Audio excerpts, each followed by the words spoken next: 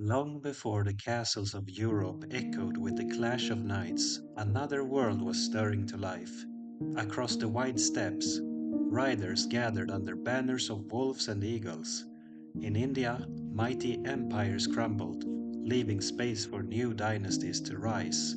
And in China, kingdoms fought to reunite the Middle Kingdom after centuries of division. This was the dawn of medieval Asia, a time of warriors, poets, emperors, and wandering monks, when the shape of a continent was redrawn. Long before the spires of European cathedrals rose skyward, the vast continent of Asia was already in motion. From the sun-drenched temples of India to the frozen plains of Mongolia, and from the river valleys of China to the islands of Japan, entire civilizations were stirring. The year is around 330, a moment when the old order was collapsing and something new was beginning. What we now call the medieval age in Asia was not born in a single year or in a single place. Instead, it emerged slowly, like dawn spreading its first pale light across the horizon. In India, the great Gupta Empire was entering its golden years. Often called a classical age, the Guptas had brought stability, learning, and a flowering of art and science. Sanskrit literature thrived, mathematics advanced, and temples of stone began to pierce the skies. Yet, even in this moment of glory, cracks had already begun to show. Beyond the frontiers, nomadic groups pressed inward. Local princes grew more independent, and in time, this unity would fragment, leaving the subcontinent divided once more. To the north, across the windswept grasslands, horsemen were gathering. They belonged to a people little remembered today. In their time, they shook empires. They were the Ruran, the first of a long line of kaganates, nomadic confederations that would dominate the heart of Asia for centuries. Name meant wriggling worms to their enemies, but to themselves they were proud and fierce. Mounted on swift horses, armed with composite bows, were the heirs of the Xiongnu, another tribal confederation, and forerunners of the Mongols. Mid-4th century, their Khagans commanded respect and fear from the gates of China to the fringes of Central Asia. Meanwhile, in China itself, the mighty Han dynasty was already a memory. For centuries after its fall, China had been divided. This was the time of the northern and southern dynasties. To the north, nomadic peoples who had settled inside the empire created kingdoms of their own, blending Chinese traditions with steppe ways. To the south, the remnants of Han culture clung to the Yangtze River Valley, building courts of poetry and ceremony, while looking nervously at the horsemen beyond their walls. It was an age of both turmoil and creativity. Wars raged, but so did innovation. Buddhist monks carried their teachings along the Silk Roads, bringing new faith and art to every corner of Asia. Sculptors carved serene Buddhas into cliffsides, while scholars debated the nature of reality in monasteries. Even amid division and violence, ideas flowed. The Ruran were among the first to sense the possibilities of this new age. Rose from obscurity in the early 4th century, building alliances among clans and tribes. In settled kingdoms, the power of a khaganate rested on mobility. Horses could cover distances that stone walls could not defend. An army of steppe riders could appear suddenly, vanish just as quickly, strike again before the enemy even understood what had happened. To the Chinese dynasties, these riders were both a menace and a necessity. Some emperors fought them, others brought peace with silk and princesses. The steppe and the zone were locked together in a dance of rivalry and dependence. Yeah, the Guptas faced different challenges. Their heartland in the Ganges plain was rich and fertile, but the frontiers were restless. The Hunas, a branch of the same nomadic movements that troubled Europe, began to press into the subcontinent. Their raids weakened the empire and forced the Guptas to spend treasure on defense rather than temples. Yet for a time, Indian culture continued to glow. Kalidasa, one of the greatest Sanskrit poets, plays an epic that celebrated love and duty. Mathematicians experimented with numbers that would later travel to the Arab world and beyond. Even as storms gathered, the Gupta court remained a beacon of learning. China too saw brightness amid chaos. In the southern courts, scholars cultivated refined tastes. Poets wrote of longing and exile. Painters created landscapes that seemed to capture the very breath of nature. In the north, where cultures mixed, styles of art appeared.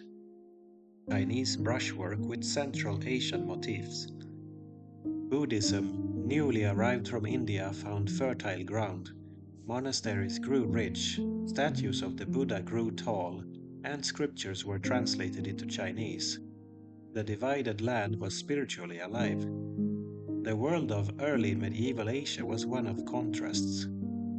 Nomads of the steppes measured wealth in horses and sheep, their lives shaped by the seasons and the grasslands. Farmers in the river valleys measured wealth in grain and taxes, their lives bound to fields and villages. Between them flowed merchants, monks, and envoys, carrying silks, spices, stories, and songs. No kingdom was truly isolated. Even in the 4th and 5th centuries, the vast network of the Silk Roads tied together China, India, and Central Asia. The Ruran, with their Khagans, rose high, but their glory was not eternal. By the mid-500s they would fall to a new people, the Gökturks, a confederation that would build the first great Turkic empire. Yet in their time, the Ruran established a pattern. The steppe confederation that could challenge, threaten, and even shape the destiny of China. By the year 500, the world looked very different from the one that had existed 2 centuries earlier. The Gupta Empire was shrinking, beset by nomadic invasions. China was still divided, but the stirrings of unity would soon emerge in the form of the Sui dynasty. The Ruran still dominated the steppe, but storms were gathering against them. A new rhythm had begun, one that would carry Asia into its medieval age. And as the sun set on this world of empires and riders, one thing was clear. This was not an age of decline, but an age of transformation. Out of the shifting sands and riding hooves, new powers were preparing to rise. The winds of the steppe never stand still. For generations, the Ruran riders had thundered across the plains, their banners streaming and their Khagans feared. But by the middle of the 6th century, their power was fading. Rivals once content to serve as allies and vassals now turned against them. Among these rivals were the Gökturks, a people who spoke a language belonging to the Turkic family and whose name simply meant Celestial Turks. They were once smiths, working iron in the service of the Ruran. Yet iron was more than just metal. In the steppe world, it meant weapons, horseshoes, and the very foundation of war. The smiths who worked the fires had a secret power, and in time they forged not only swords but an empire.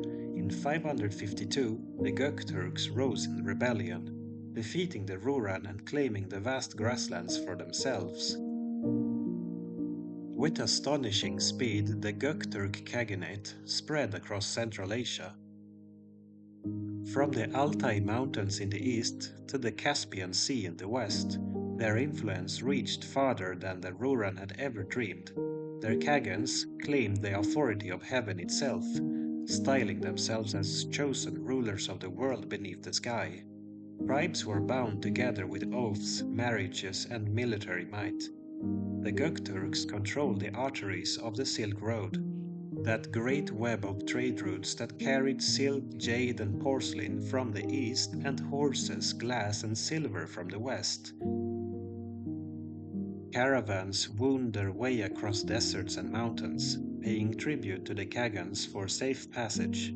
For a century, the Turks stood at the heart of Asia, middlemen between empires. Their power was not only military but economic. And yet the Khaganate was vast and fragile. Steppe politics were never simple.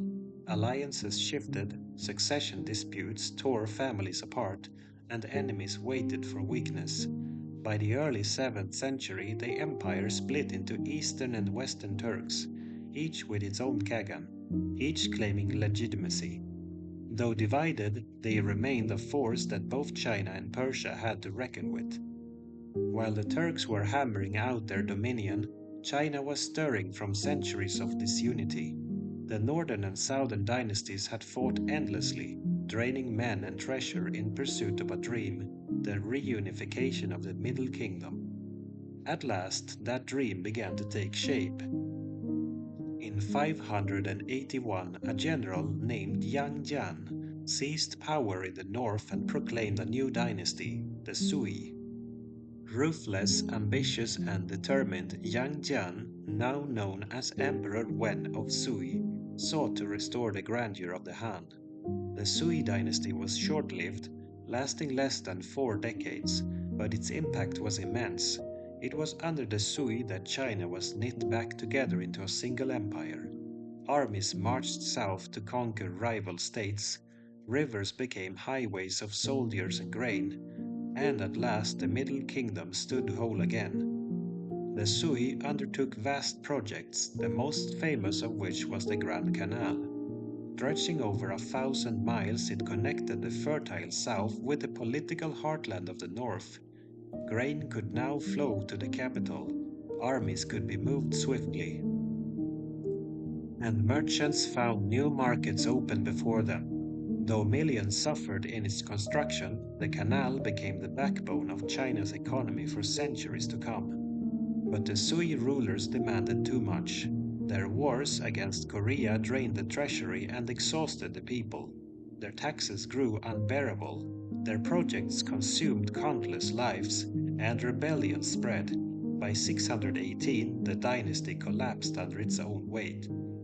Yet from the ruins rose one of the greatest dynasties in all of Chinese history, the Tang, founded by Li Yuan. The Tang dynasty inherited the unification of the Sui but ruled with greater skill. They balanced power between aristocratic clans, cultivated alliances with nomadic peoples, and encouraged trade and culture.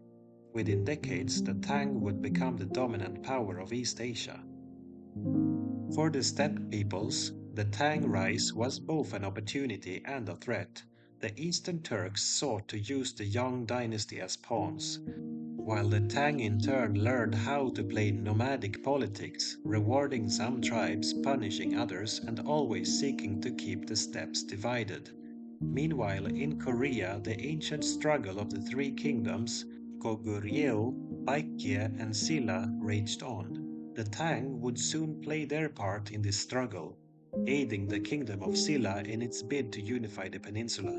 In Japan, across the sea, the Asuka period was unfolding. Inspired by Chinese models, the Japanese court adopted Buddhism, reformed its government, and laid the groundwork for a centralized state. The ripples of China's reunification spread far beyond its borders. Back on the steppes, the Turks remained powerful, but cracks deepened. The Western Turks faced pressure from Persia and internal feuds, while the Eastern Turks clashed with the Tang. For a time, the Eastern Turks even captured the Chinese emperor and threatened to undo the Tang's rise. But by the mid 7th century, Tang armies struck back, defeating the Eastern Turks and bringing the steppe under their shadow. It was a turning point. The once dominant Khaganate was humbled, its people scattered or absorbed. Though the Turks would rise again in later decades, the balance had shifted. For the first time in centuries, it was not the nomads dictating terms to China. but China dictating to the nomads. The years between 550 and 650 were therefore an age of change. The rural were gone, swept away by the Turks. The Turks themselves had split, their strength diluted. The Sui had briefly unified China, only to collapse, paving the way for the Tang, whose empire would soon shine like no other. The steppe, the zone, and the sea, all three spheres of Asia were now locked in a delicate balance. Trade flowed, armies marched, and ideas traveled faster than ever before. Monks carried Buddhism from India into China, Korea, and Japan. Diplomats crossed deserts to negotiate with Khagans. Merchants risked bandits and storms to bring silk westward and silver eastward. Asia in the 7th century was a continent in motion, each region influencing the others in subtle and dramatic ways. And though peace was rare and struggle constant, there was also a sense of possibility, as if the whole of Asia was stepping onto a new stage of history. By the middle of the 7th century, the Tang dynasty was beginning to shine with a brilliance that few empires in history could match. From their capital of Chang'an, a city of grand avenues and bustling markets, the Tang emperors projected their power across Asia. Chang'an itself was a marvel, perhaps the largest city in the world at the time, home to more than 1 million people. Streets were laid out like a chessboard, lined with shops, temples, and gardens. Caravans from Persia, envoys from Central Asia, and monks from India all mingled in its markets. This was the golden age of China's medieval history, a time when poetry, painting, and philosophy flourished. But it was also a time of war, diplomacy, and expansion. The Tang emperors claimed the mandate of heaven, yet they also understood that heaven's favor had to be secured on the battlefield. The Tang inherited from the Sui not only a unified China, but also the constant challenge of the steppe. The Eastern Turks, who once held the Chinese court hostage, were now on the defensive. In 630, the Tang launched a decisive campaign, capturing the Turkic Khagan and breaking their power. The victory was celebrated as proof that the Middle Kingdom had regained its rightful place as master of the world. But the Tang did not merely destroy their enemies, they absorbed them. Defeated tribes were settled inside the empire, their warriors drafted into the Tang armies. Some steppe leaders were given Chinese titles, allowed to rule as vassals so long as they recognized Tang supremacy. It was a delicate balance, part conquest, part partnership. In this way, the Tang extended their influence deep into Central Asia.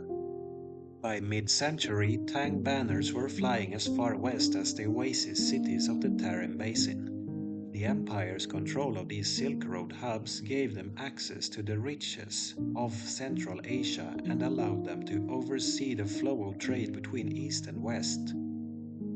While the Tang were rising, the Korean peninsula remained divided among the three kingdoms, Goguryeo, Baekje, and Silla. For centuries, these states had fought one another, each seeking dominance. Goguryeo were the strongest militarily, famous for its fierce warriors and mountain fortresses. Baekje held close cultural ties to Japan and boasted fine scholars and artisans. Silla, though initially weaker, had carefully cultivated alliances. The Tang dynasty saw opportunity here. Aligning with Silla, they launched campaigns against Baekje and Goguryeo. In 660, Baekje fell. A few years later, after a grueling war, Goguryeo collapsed in 668. With Tang support, Silla unified the Korean peninsula, creating a new order that would endure for centuries. Yet unification came with tension. Silla, though grateful to the Tang, resented Chinese interference. After all, no kingdom likes to be seen as a puppet. In time, the Koreans pushed back, forcing the Tang to withdraw their garrisons. Still, the balance of power had shifted. For the first time, Korea was united under a single dynasty, and its culture, a blend of native traditions, Confucian statecraft, and Buddhism, began to mature into a distinct identity. Across the sea, Japan was watching closely. For centuries, the Japanese islands had been ruled by clan chieftains, their power centered around the Yamato court. But during the Asuka period, 538 to 710, Japan underwent a dramatic transformation. Heavily influenced by China and Korea, Buddhism had arrived from Korea in the 6th century, bringing not only a new religion but also writing, architecture, and philosophy. By the 7th century, Japanese rulers realized that if they were to stand equal to the great empires of the continent, they would need to reform their government. The most famous step came in 645 with the Taika reforms, inspired by Tang China. Lands were declared the property of the emperor, local chieftains were reduced in power, and a new centralized administration was created. Courts, ranks, and bureaucracies began to resemble those of China. Even the capital was modeled on Chang'an, with wide avenues and palace complexes. It was in this stage that Prince Shotoku became a legendary figure, promoting Buddhism and sending embassies to China. Japan was no longer a collection of tribes but was becoming a state, one that would carry both continental influence and its own native traditions into the medieval era. The period between 650 and 750 was one of extraordinary dynamism in East Asia. Tang China stood at its height, Korea had been unified, and Japan was reshaping itself. Buddhism connected them all. Monks traveled between these lands carrying scriptures, relics, and ideas. Pilgrims from China journeyed to India, braving deserts and mountains in search of sacred texts. Japanese students studied in Chinese monasteries, bringing home not only religion but also music, architecture, and law. This was also an age of poetry. In China, poets like Wang Wei and Du Fu began to write verses that captured both the grandeur of empire and the sorrows of human life. In Japan, early poetry collections like the Manyoshu were beginning to take shape, blending courtly refinement with natural imagery. Words, like goods, flowed along the same networks that tied Asia together. Yet beneath the brilliance, shadows lurked. The Tang's reach into Central Asia would eventually bring them into conflict with new powers on the horizon. The Tibetans, the Arabs, and even the revived Turks. Korea's unity, while real, carried internal strains, and Japan's reforms, though ambitious, would not erase the strength of local clans. The seeds of future struggles were already sown. But for a time, Asia seemed to glow with possibility.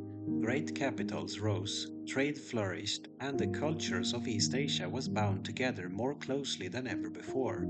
It was in many ways the first truly connected era of the medieval Far East. Tang emperors consolidated their rule in the east.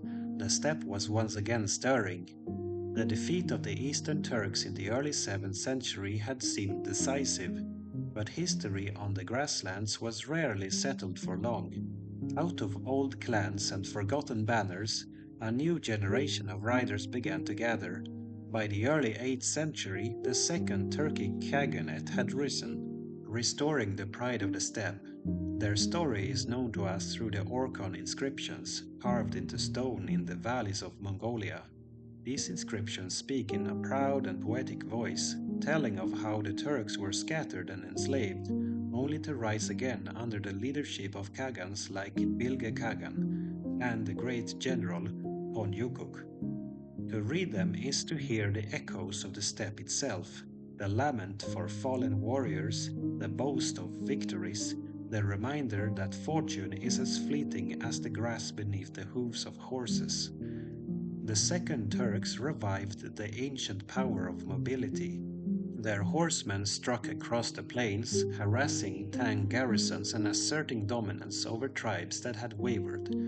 Though they never reached the heights of the First Göktürk Empire, they restored enough strength to remind China that the frontier could never be tamed for long. For a few decades, the Khaganate flourished, binding together tribes under the eternal sky. Yet by 744, internal discord and new rivals, the Uyghurs, would bring them down. Their fall marked the end of an era, the last great moment of Turkic supremacy in early medieval Asia. While the Turks reclaimed their place on the steppe, another power was rising in the mountains. To the south of the Silk Road, on the high plateau of Tibet, a kingdom was taking shape. Its founder, Songtsen Gampo, ruled in the early 7th century and is remembered as the first great emperor of Tibet. From his capital at Lhasa, he extended his control over the plateau and reached outward into Nepal, Bhutan, and parts of Central Asia. Songtsen Gampo forged alliances through marriage. One princess came from Nepal, another from China, and he welcomed the new faith of Buddhism into Tibet. Temples were built, scriptures translated, and Tibetan art began to blend Indian and Chinese influences. This was the beginning of Tibet's unique spiritual identity, one that would continue to grow in centuries to come. Tibet was not only spiritual, it was martial. Its armies were fierce, adapted to mountain warfare, and ambitious in their reach. In the mid 7th century, Tibetan forces clashed with the Tang, at times seizing parts of the Silk Road. By the 8th century, the Tibetans were among the most formidable rivals of China, strong enough to occupy Chang'an itself for a brief time in 763. Thus, while China flourished in its golden age, it faced constant challenges, from Turks to Tibetans and beyond. No dynasty ever reached its zenith by standing still. The Tang sought to extend their power not only across China but into the vast world beyond. Their armies marched westward into Central Asia, pushing into the oases of the Tarim Basin and beyond the Pamir Mountains. In these distant lands, the Tang encountered not only Turks and Tibetans but also Persians and Arabs. The collapse of the old Sasanian Empire under the onslaught of Islam brought new forces into play.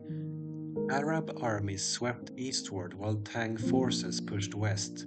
Their meeting would come in 751 at the Battle of Talas. Though this battle falls just beyond our period, its approach was already shaping the world in the early 8th century. Tang influence extended deep into Central Asia, but so did Arab power. The Silk Road was now contested not just by nomads and Chinese emperors, but by the caliphs of Damascus and Baghdad. For merchants, however, these struggles were both peril and opportunity. By the early 8th century, the Silk Roads were busier than ever. Sogdian traders from Central Asia became the great middlemen, carrying Chinese silk westward and bringing glassware, silver, and precious stones eastward. Their caravans threaded through deserts and mountains, stopping at oasis cities where cultures mingled.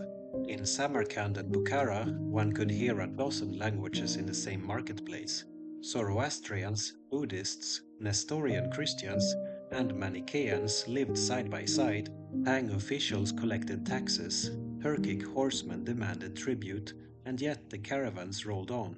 For all the wars and shifting borders, the lure of profit bound Asia together. By 750, Asia had become a continent of great contrasts.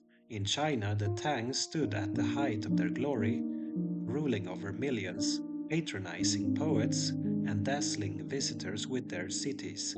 In Tibet, kings commanded armies and monks translated sutras, laying the foundation of a culture that would outlast empires. On the steppes, the Turks had flared once more, only to be replaced by the Uyghurs, and on the far horizons, Arab cavalry pressed closer to the Eastern world, ready to meet China face to face. It was a world of shifting powers, but also of connections. Never before had ideas, goods, and people moved so freely across Asia. Buddhism spread deeper into China, Korea, and Japan. Persian musicians played at the Tang court. Chinese artisans painted murals in the style of Central Asia. A pilgrim leaving India might find welcome in a Tibetan monastery, shelter in a Tang temple, and an escort from a Sogdian caravan. This was the essence of early medieval Asia: division and unity, conflict and exchange, a continent of many voices woven into a single great story. By the middle of the 8th century, the story of early medieval Asia had reached a turning point. The centuries between 330 and 750 had seen empires fall and rise, peoples scatter and reform, and entire civilizations transform. The Ruran had thundered across the steppes only to vanish. The Turks had forged empires that spanned deserts and mountains, only to be replaced by the Uyghurs. The Tang dynasty had brought unity to China, dazzling the world with its wealth and culture. Tibet had emerged as a formidable power, and Japan and Korea had reshaped themselves in the image of their continental neighbor. This was not a static age of swords and banners, but a dynamic era of change. It was, in many ways, the true foundation of medieval Asia. In China, the Tang reached their full splendor in the 8th century. Their capital at Chang'an became the beating heart of Asia, a place where Persians, Turks, Koreans, and Japanese could be seen walking the same streets. Markets overflowed with goods, silk dyed in brilliant colors, ceramics painted with new glazes, exotic spices, and jewels carried from the far reaches of the known world. The court itself glittered. Emperors like Xuanzong, who ruled from 712 to 756, presided over a golden age of poetry, painting, and music. It was during his reign that poets like Li Bai and Du Fu wrote verses that captured both the grandeur of empire and the frailty of human life. Their words have outlived dynasties, still read and loved more than 1,000 years later. Yet Tang greatness was fragile. The very wealth that made the dynasty glorious also made it vulnerable. Ambition, corruption, and rebellion lurked beneath the surface. In 755, just after our period, the An-Lushan rebellion would shatter the empire's peace, but in 750, the Tang still stood as the supreme power of East Asia. Across the sea, Japan was entering the Nara period, 710 to 794. The capital was moved to Nara, built on the model of Chang'an with broad avenues and palace districts. Buddhism became a state religion, its temples rising in grandeur. The great Buddha of Todaiji, cast in bronze and towering over worshippers, symbolized Japan's new ambition. The Japanese court eagerly absorbed Chinese learning, legal codes, architecture, art, even city planning. Yet they also began to shape it into something uniquely Japanese. Poetry anthologies like the Manyushu celebrated not only courtly elegance, but also the beauty of common life, mountains, rivers, and fleeting blossoms. The blending of foreign influence with native sensibilities created a culture that would soon stand on its own. In Korea, the Silla kingdom enjoyed its triumph as the first dynasty to unify the peninsula.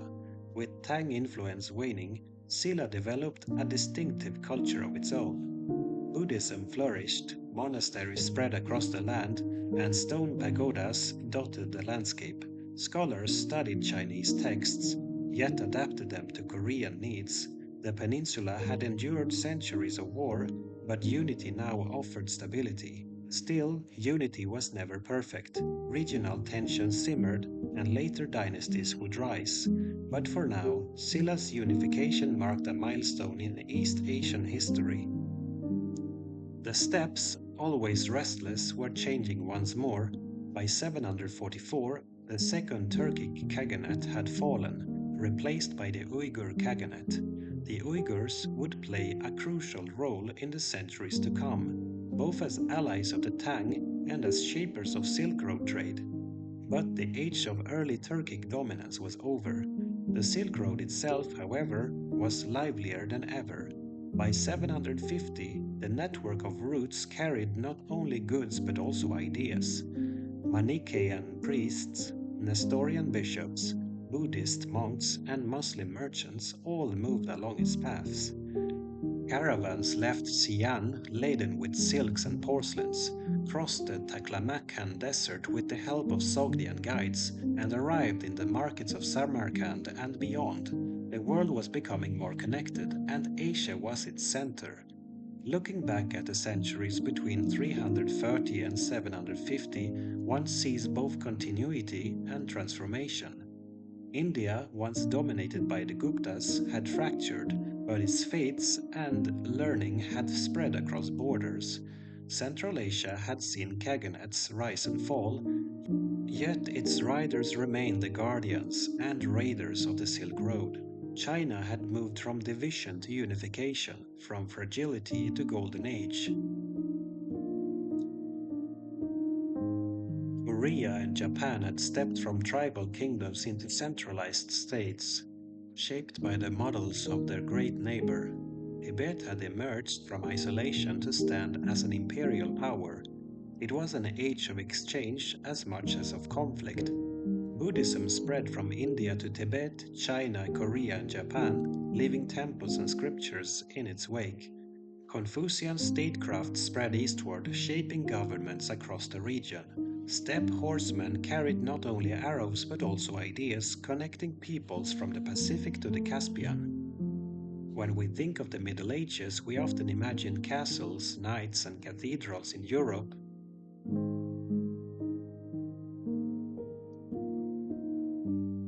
Yet at the same time, across Asia, an equally rich story was unfolding of riders beneath the eternal sky, poets in golden courts, monks on pilgrim roads, and rulers who dreamed of empires that stretched from ocean to desert. By 750, the shape of medieval Asia had been drawn. The next centuries would bring new struggles and new glories. The Abbasids in the west, the High Tang in the east, the rise of the Khmer, and the splendor of Angkor in the south, but those are stories for another time. For now, we leave the world of early medieval Asia at the dawn of its maturity, standing on the threshold of 1,000 years of history still to come.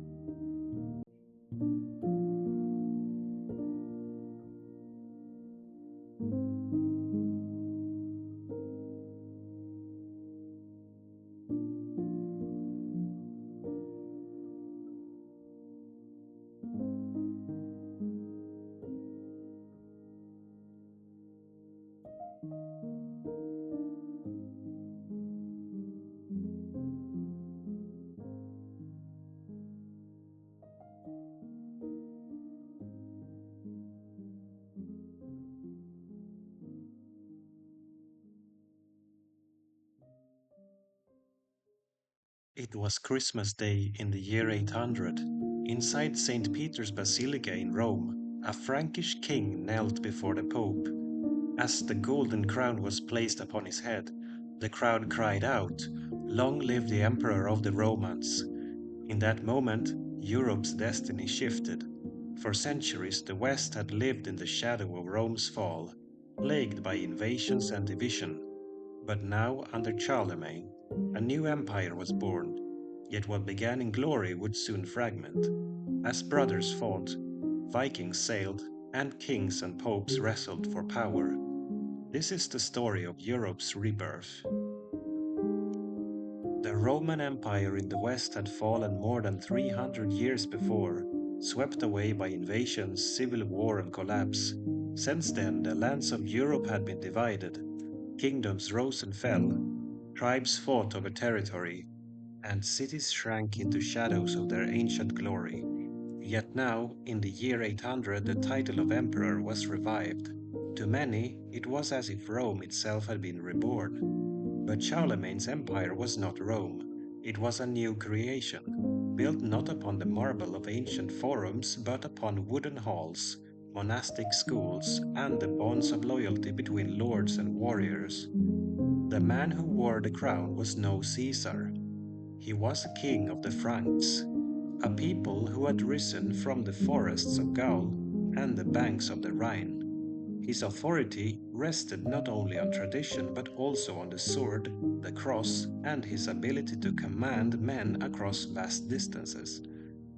Charlemagne, or Charles the Great, had inherited a powerful kingdom from his father, Pepin the Short, and his grandfather, Charles Martel, the victor of Tours. Through conquest and diplomacy, he expanded it into an empire that stretched across modern France, Germany, northern Italy, and beyond. He fought Saxons in the north, Lombards in Italy, and Avars in the east. With each victory, he gathered not only lands but also prestige. Yet his empire was not simply a realm of war. Charlemagne dreamed of renewal, a Christian empire where church and state worked together. He encouraged bishops and abbots to serve as administrators, spreading both learning and faith. He ordered the establishment of schools in monasteries and cathedrals so that young boys could learn to read, write, and copy texts. Out of this effort came what historians call the Carolingian Renaissance, a small but vital revival of learning that preserved much of classical knowledge. The script used by monks, Carolingian minuscule, was clear and legible, designed to avoid confusion.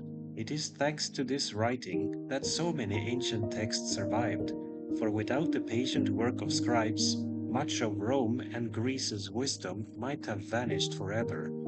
Charlemagne's coronation by the Pope was more than a ceremony. It symbolized a new partnership. The Church gave legitimacy to kings, while kings defended the Church. For the Pope, crowning Charlemagne meant a protector against enemies in Rome. For Charlemagne, it meant that his rule was blessed by God and recognized as heir to the Caesars. But the empire he ruled was fragile. Unlike Rome, with its bureaucracy and roads, Charlemagne's empire relied on personal bonds. Counts and dukes governed provinces in his name, but their loyalty was never guaranteed. The emperor traveled constantly, holding assemblies, giving orders, rewarding followers, and reminding everyone of his presence. His rule was personal and direct, more like that of a great tribal king than a distant monarch. Even so, the idea of empire mattered. It gave Europeans a vision of unity, however imperfect.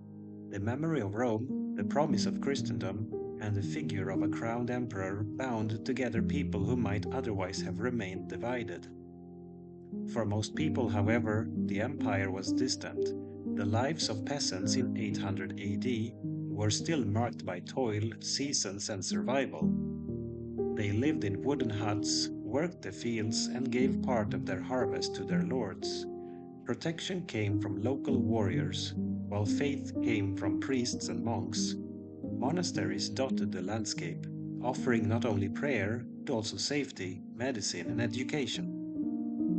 In their scriptoria, monks bent over parchment by candlelight, copying gospels and classical works alike. In their cloisters, they sang chants that echoed through the stone walls, carrying faith into the silence of medieval nights. Life was harsh, but it was not without beauty. Festivals marked the turning of the year. Pilgrimages offered hope of healing or forgiveness. Tales and songs were told by firelight, celebrating heroes and saints. The Carolingian world was one of contrasts: violence and faith, hardship and learning, fear and renewal. Yet, even as Charlemagne's empire shone brightly, shadows gathered. His wars were relentless and rebellions flared. In Saxony, pagan tribes resisted conversion, rising again and again. In the east, the Avars and Slavs threatened the borders. In the south, Muslim raiders struck into the Mediterranean coasts. And perhaps most dangerous of all was the question of succession. When Charlemagne died in 1814, his realm passed to his son Louis the Pious. But Louis lacked his father's strength. After him, the empire splintered between his sons, leading to civil wars and the Treaty of Verdun in 1843, which divided the Carolingian lands into three parts: From this division, the future kingdoms of France, Germany, and Italy would emerge. Thus, the empire crowned in glory in 800 was already sowing the seeds of fragmentation. The dream of unity would not last, though the memory of it would linger for centuries. By the year 800, Europe was a patchwork of kingdoms, tribes, and faiths. The Byzantine Empire still stood in the east, while Muslim rule stretched across Spain and into North Africa. In the north, the Viking Age was just beginning, as long ships prepared to set sail. But in the heart of the continent, a Frankish king wore a crown of empire. Charlemagne's reign marked a turning point, a moment when medieval Europe began to find its shape, not as Rome reborn, but as a new civilization of its own. It was a fragile dawn, but it was a dawn nonetheless. When Charlemagne died in 1814, he left behind an empire that stretched from the Pyrenees to the Elbe, from the North Sea to central Italy. Few rulers had commanded so much land in Western Europe since the fall of Rome, but the strength of his empire rested upon him personally. His armies, his diplomacy, his presence, these held it together. Without him, the vast structure began to loosen. His only surviving son, Louis the Pious, inherited the crown. Louis was devout and well-meaning, more monk than warrior. He sought to maintain his father's empire and to live up to the title of Emperor of the Romans. Yet Louis was less skilled in holding the loyalty of dukes and counts, and he faced the impossible task of dividing the realm among his heirs while keeping unity. The Carolingian custom, inherited from Frankish tradition, was to divide the kingdom among sons. Unlike Rome, where primogeniture or adoption might secure one heir, the Franks believed that every son deserved a share. This practice was a recipe for division. Louis the Pious tried to balance between his sons, Lothair, Louis the German, and Charles the Bald. At times he granted more land to one, only to anger the others. Rebellions broke out, alliances shifted, and civil war tore through the empire. The climax came after Louis's death in 840. His sons fought for supremacy, until in 843 they signed the Treaty of Verdun. This treaty split the Carolingian Empire into three parts. West Francia, the realm of Charles the Bald, would evolve into the Kingdom of France. East Francia, the land of Louis the German, would become the foundation of Germany. Middle Francia, stretching awkwardly from the North Sea through Italy under Lothair, would soon fracture further, but from it the Low Countries, Burgundy, and northern Italy would take shape. What had been one empire was now a mosaic. Europe's future nation-states were being born, not in peace but in rivalry. Even as the Carolingians fought each other, a new danger arose from the north. In the year 793, raiders struck the monastery of Lindisfarne in northern England. The attack shocked Christendom, not only for its violence, but for its sacrilege. Monks were slain, treasures seized, and holy places desecrated. Word spread quickly. The Northmen had come. These raiders, later called Vikings, came from Scandinavia, the lands of Norway, Denmark, and Sweden. Their longships were marvels of engineering, swift, shallow-drafted, able to cross open seas and rivers alike. They could appear suddenly on coasts and rivers, strike and vanish before defenders arrived. In the 9th century, Viking raids became relentless. They attacked the coasts of Ireland and Britain, sailed up the Seine to Paris, and even reached Spain and Italy. No monastery was safe, no port secure. To contemporaries, it seemed as if the very fury of the pagans had been unleashed. Yet the Vikings were not merely raiders, they were also traders, explorers, and settlers. In Ireland, they founded towns like Dublin. In England, they carved out territories known as the Danelaw, where their laws and customs prevailed. In France, they pressed so hard on the Seine that eventually the French king granted them land in Normandy, land that would one day produce William the Conqueror. The Norse also pushed eastward, sailing along the rivers of Russia. trading with Byzantium and carrying goods from the Baltic to the Black Sea. Some of them became known as the Rus, and from them the future kingdom of Russia would take its name. But in Western Europe, it was their raids that left the deepest mark. For ordinary people, the sight of longships meant terror. Monasteries and villages alike were easy prey, and rulers often had no choice but to pay tribute, a practice known as Danegeld, to buy peace. The chaos of Viking raids, combined with the division of the Carolingian Empire, forced Europe to develop new ways of organizing society. Central authority was weak. Kings could not protect every village. Instead, local lords built castles, fortified manors, and raised their own bands of knights. From this necessity grew the system we call feudalism. It was not invented overnight, nor was it uniform across Europe, but its essence was simple. In exchange for protection, peasants gave service and labor to lords, and lesser lords pledged loyalty to greater ones. Society became a web of personal bonds, vassals and lords, fiefs and oaths. Though often romanticized, feudalism was born out of fear of raiders, fear of neighbors, fear of collapse. Castles became symbols of security, standing on hilltops or river crossings. Knights became the defenders of the land, bound by loyalty and, in time, by codes of honor. The ninth and 10th centuries were not only times of war, faith continued to shape daily life. Monasteries, though often attacked, also recovered and grew. Pilgrimages increased, with holy sites like Santiago de Compostela in Spain drawing travelers.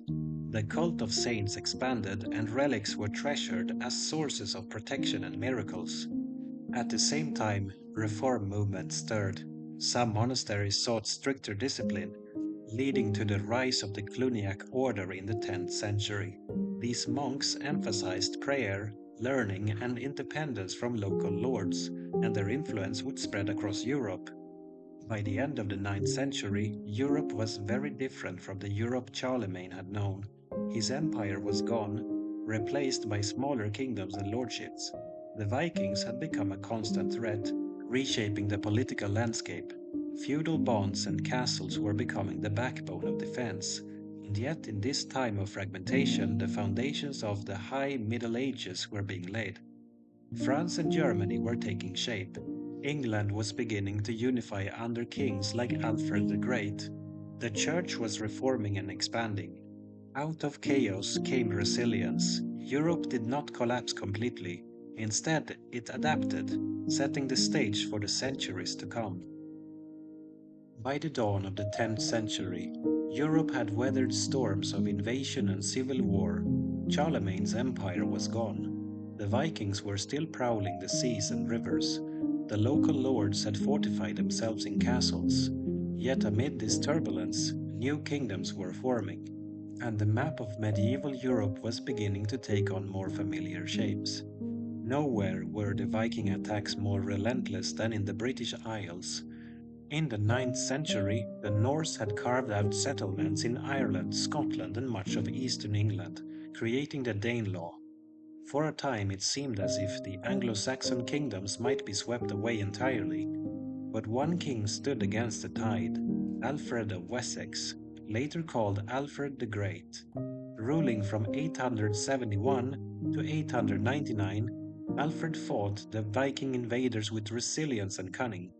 He reorganized the military, creating a system of fortified towns called burhs, and a navy to challenge the Norse at sea. Alfred was not only a warrior king but also a scholar. He promoted learning, translated texts into English, and encouraged education in his court. His dream was that all free men should be able to read scripture in their own tongue. By the time of his death, Wessex had survived and even expanded, laying the foundation for the eventual unification of England. In the generations after Alfred, the Anglo-Saxon kings would continue to resist and sometimes even absorb Viking settlers. By the 10th century, England was beginning to resemble a single kingdom, though it would remain vulnerable to raids until the Norman conquest centuries later. On the continent, the Viking presence took another form. Along the Seine, Norse raiders struck Paris repeatedly. Exhausted by constant attacks, the Frankish king Charles the Simple struck a bargain. In 911, he granted land in the lower Seine valley to a Viking leader named Rollo, on the condition that Rollo convert to Christianity and defend that land against further raids. This land became known as Normandy, the land of the Northmen. Here Vikings settled, intermarried with the local population, and gradually adopted the French language and culture. Within a century, the Normans were no longer pagan raiders, but Christian lords, famous for their cavalry and their ambition. Normandy would one day change the course of history, for it was from here that William the Conqueror would launch his invasion of England in 1066. But even in the 10th century, Normandy stood as proof that the Viking Age was not only about destruction, it was also about transformation, as Norsemen became Europeans. Meanwhile, in Central Europe, a new empire was rising. After the Treaty of Verdun, East Francia had evolved into the Kingdom of Germany. Its kings sought to revive Charlemagne's legacy, not merely as rulers of a kingdom but as emperors of Christendom. The man who achieved this was Otto I, later known as Otto the Great. Crowned king in 936, Otto strengthened his realm through alliances with the church and victories on the battlefield. In 955 he won a decisive victory over the Magyars, nomadic raiders from the east, at the Battle of Lechfeld. This victory ended the Magyar threat and secured Germany's place in Europe. In 962, Otto traveled to Rome, where the Pope crowned him Emperor of the Romans. Thus was born what came to be known as the Holy Roman Empire. Though it claimed to be the heir of Rome and Charlemagne, in truth it was a patchwork of duchies, bishoprics, and kingdoms bound together by the emperor's authority and the church's blessing. The Holy Roman Empire would endure for centuries, a central player in European politics, though it was never a centralized state in the modern sense. It was more an idea, the belief that a single emperor ruled Christendom, under God, with Rome as his spiritual capital. While the West dealt with Vikings and fracturing empires, the East was experiencing a transformation of its own. Pagan tribes that had long lived on the frontiers of Christendom were now beginning to embrace the faith. The Slavs, stretching from Poland to the Balkans, were slowly converted. Missionaries such as Cyril and Methodius brought Christianity to Moravia in the 9th century, creating an alphabet to translate scripture into the Slavic tongue, the ancestors of today's Cyrillic script. In Hungary, the once feared Magyars settled into the Carpathian Basin. Under King Stephen I, crowned in the year 1000, they accepted Christianity and began building a kingdom that would endure as part of Christendom. Farther north, in Scandinavia, the process was slower. For much of the 10th century, the Danes, Swedes, and Norwegians still clung to their old gods, Odin, Thor, and Frey. But even here, kings began to convert, often for political advantage, tying themselves to the Christian kingdoms of Europe. By the end of the 10th century, Scandinavia was on the path to becoming Christian. By the close of the 10th century, Europe had changed profoundly. The Carolingian Empire was long gone, yet from its ruins new powers had emerged. England was uniting under strong kings, Normandy was rising as a new principality, Germany had given birth to the Holy Roman Empire, and the Slavs and Magyars were entering the Christian world. Viking raids still came, but increasingly they ended not with plunder but with settlement, conversion, and integration. Castles dotted the landscape, knights patrolled the countryside, and feudal bonds tied lords to vassals. The continent was still fragile, still fragmented, but it was also more connected than before. And looming on the horizon was the new millennium. For some, the year 1000 brought fear of the world's end. For others, it was a marker of renewal. In either case, Europe was preparing to enter its next great age, the High Middle Ages, when kingdoms, crusades, and cathedrals would dominate the story. As the first millennium drew to a close, Europe stood at a crossroads. For centuries it had endured invasions, civil wars, and the collapse of empire. Yet by the year 1000, something remarkable had happened. The tide of destruction had slowed, and the continent was entering an age of renewal. In the face of raids and insecurity, local power had become the foundation of society. Castles dotted the landscape, rising above villages and fields. These were not the stone fortresses we picture from fairy tales, but wooden motte and bailey strongholds, built quickly on raised earth, surrounded by palisades. From these strong points, lords defended their lands and offered protection to those who served them. This arrangement formed the essence of feudalism. At its heart was an exchange: land and protection given by a lord, service and loyalty pledged by a vassal. A knight might swear to fight for his lord, while peasants worked the land in return for safety. Above them all stood kings, who granted great fiefs to dukes and counts, though in practice many kings were weaker than their own nobles. Feudalism was not a system written down in law, but a web of relationships, oaths, and expectations. It bound society together at a time when central authority was weak. It gave Europe structure, however fragile, and laid the foundation for medieval political life. For the vast majority of people, life remained tied to the soil. Most were peasants, working as serfs under their lords. They farmed strips of land, owed labor to their master, and paid dues in kind: grain, livestock, or firewood. Their huts were simple, their diet humble, their lives bound to the rhythms of the seasons. Yet even within hardship, there was resilience. Villages were communities where families shared work, festivals, and faith. The church bell marked time for prayer, for mass, for planting and harvest. Saints' days brought moments of joy, with fairs, music, and feasts. Though life was short and uncertain, it was not without meaning. The church itself was undergoing transformation. In the centuries after Charlemagne, many monasteries and bishoprics had fallen under the control of local lords. Simony, the buying and selling of church offices, was widespread, and many priests married or lived in luxury. Reformers sought to change this, to restore purity and independence. The most influential reform began in Cluny, a monastery founded in Burgundy in 910. Unlike many monasteries, Cluny was placed directly under the authority of the Pope, free from local interference. Its monks followed the Benedictine rule with strict devotion, emphasizing prayer, discipline, and independence from worldly affairs. The Cluniac movement spread rapidly, inspiring hundreds of monasteries across Europe. These houses became centers of learning, art, and spirituality. Their churches rang with Gregorian chant, their scriptoria copied sacred texts, and their abbots guided kings and popes alike. By the 11th century, Cluny's influence reached every corner of Christendom. While the countryside remained the backbone of society, towns began to stir with new life.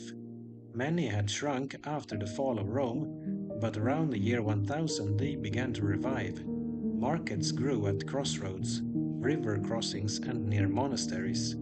Merchants and craftsmen gathered, and towns slowly expanded.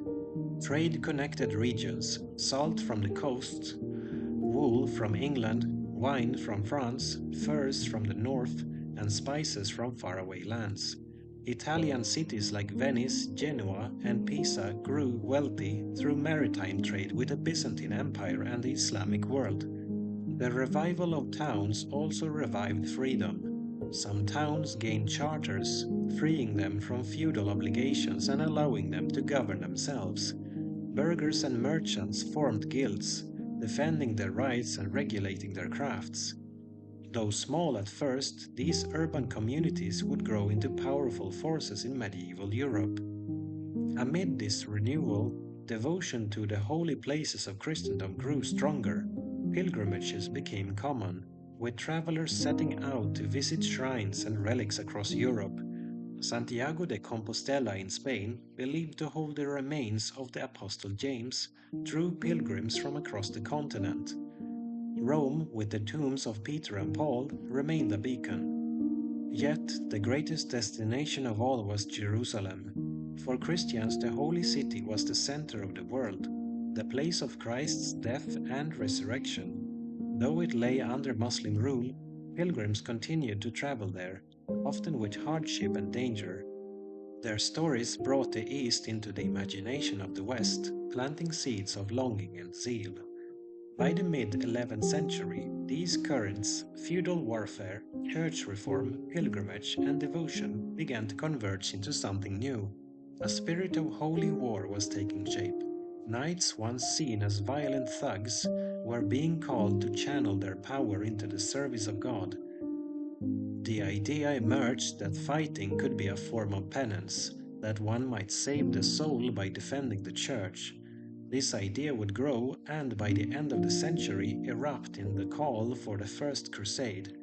But already in the decades after the year 1000, the mindset was forming that Europe was not only a patchwork of lords and peasants, but also a single Christendom, united by faith and mission. Thus, as the year 1000 passed, Europe was no longer the fragile, raided land of the Carolingians. It was still divided, still poor by comparison by Byzantium or the Islamic world, but it was stirring with energy. Castles and monasteries rose across the land, towns bustled, trade expanded, and faith renewed. The 11th century was a century of preparation for reform, for growth, for conflict. From its soil would rise the soaring cathedrals, the powerful kings, and the long wars of the High Middle Ages. The dawn that had broken with Charlemagne in 800 was now giving way to a fuller light. Medieval Europe was entering its stride.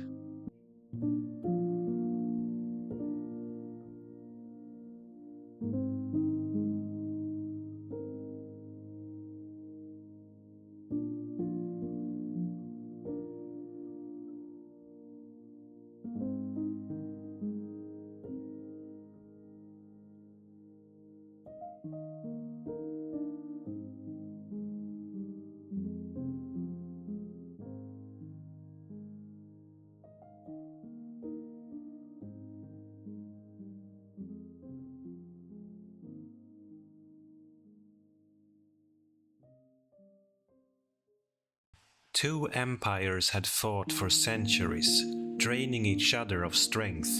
By the mid-600s, both were weary and scarred, and yet, history never stops. While they staggered, the rest of the world was shifting too, and the empire that would soon change history was neither Rome nor Persia. The early 7th century was a time of great change. For hundreds of years, the map of the Mediterranean and the Near East had been shaped by the duel of Rome and Persia. The rivalry had lasted so long that many thought it eternal. But now, as the year 600 approached, both empires were drained. Their armies had marched too many miles, their treasuries had been emptied too many times, and their people were tired of the burden. And when the giants stumbled, smaller kingdoms and distant lands stirred with new life. Europe in particular was entering what we'd now call the early Middle Ages, an age often seen as dark and troubled, yet also one of foundation and slow transformation. To the west of Constantinople, the old provinces of the Roman Empire had long since broken away. The Great Western Roman Empire had fallen in 476, more than a century earlier. Its ruins still stood in shattered aqueducts and abandoned amphitheaters. Latin inscriptions remained carved into stone. Roman law lingered in memory, but the political order was gone. In its place had risen a patchwork of new kingdoms, ruled by peoples who had once been outsiders. The Visigoths held sway in Spain, their kings ruling from Toledo. The Ostrogoths had once controlled Italy, though they were crushed by the Eastern Romans in the wars of Justinian. By 600, Italy was fractured once more, with the Lombards now in power, Germanic rulers who had crossed the Alps and carved out duchies from north to south. In Gaul, the old Roman provinces had given way to the Franks, a people who had begun as a confederation of tribes, but were now building a dynasty that would one day dominate Europe. Around this time, the Merovingian kings held court. Their long hair was a symbol of sacred rule, but behind them, real power often lay in the hands of local lords and palace officials. The Frankish realm was not yet unified, often split among brothers and cousins, but it was already becoming a center of strength in Western Europe. Britain too had changed. The legions had left long ago, and waves of newcomers had crossed the North Sea. Angles, Saxons, and Jutes settled the land, driving back or absorbing the old Romano-British population. By the 600s, kingdoms like Northumbria, Mercia, and Wessex were forming, each with its own warlords and shifting borders. Christianity, carried by missionaries from Rome and Ireland, was beginning to take root among these pagan kings. Augustine of Canterbury arrived in 597, sent by Pope Gregory the Great, and from Kent the new faith slowly spread. Across Europe, the Christian Church was emerging as one of the few stable institutions. The Bishop of Rome, later called the Pope, grew in prestige. Gregory the Great, who ruled as Pope from 590 to 604, set patterns that lasted for centuries, sending missionaries, organizing charitable works, and writing sermons and commentaries that were read across Christendom. Yet the Church was not without division. In the East, Constantinople remained a powerful religious center. Disputes over theology, over the nature of Christ, and the wording of concils often shook the unity of the faith. Still, compared to the turbulence of kings and armies, the Church provided continuity. Monasteries spread, where monks copied texts, prayed, and worked the land. These communities preserved learning through the centuries of upheaval. Beyond the settled kingdoms lay other peoples, only half known to chroniclers. In Scandinavia, farmers, traders, and chieftains lived in small communities. Their ships ventured along coasts and rivers. The true Viking Age had not yet begun, but the seeds of it were already present in the skills of shipbuilding and seafaring. To the east, the Slavs were spreading through forests and plains, filling lands left empty by earlier migrations. The Avars, a nomadic people from the steppes, pressed into the Balkans, threatening the borders of Constantinople itself. For the Byzantines, these northern raiders were a constant headache, testing their defenses even as Persia strained them from the east. All across Europe and the Mediterranean, the memory of Rome lingered like a ghost.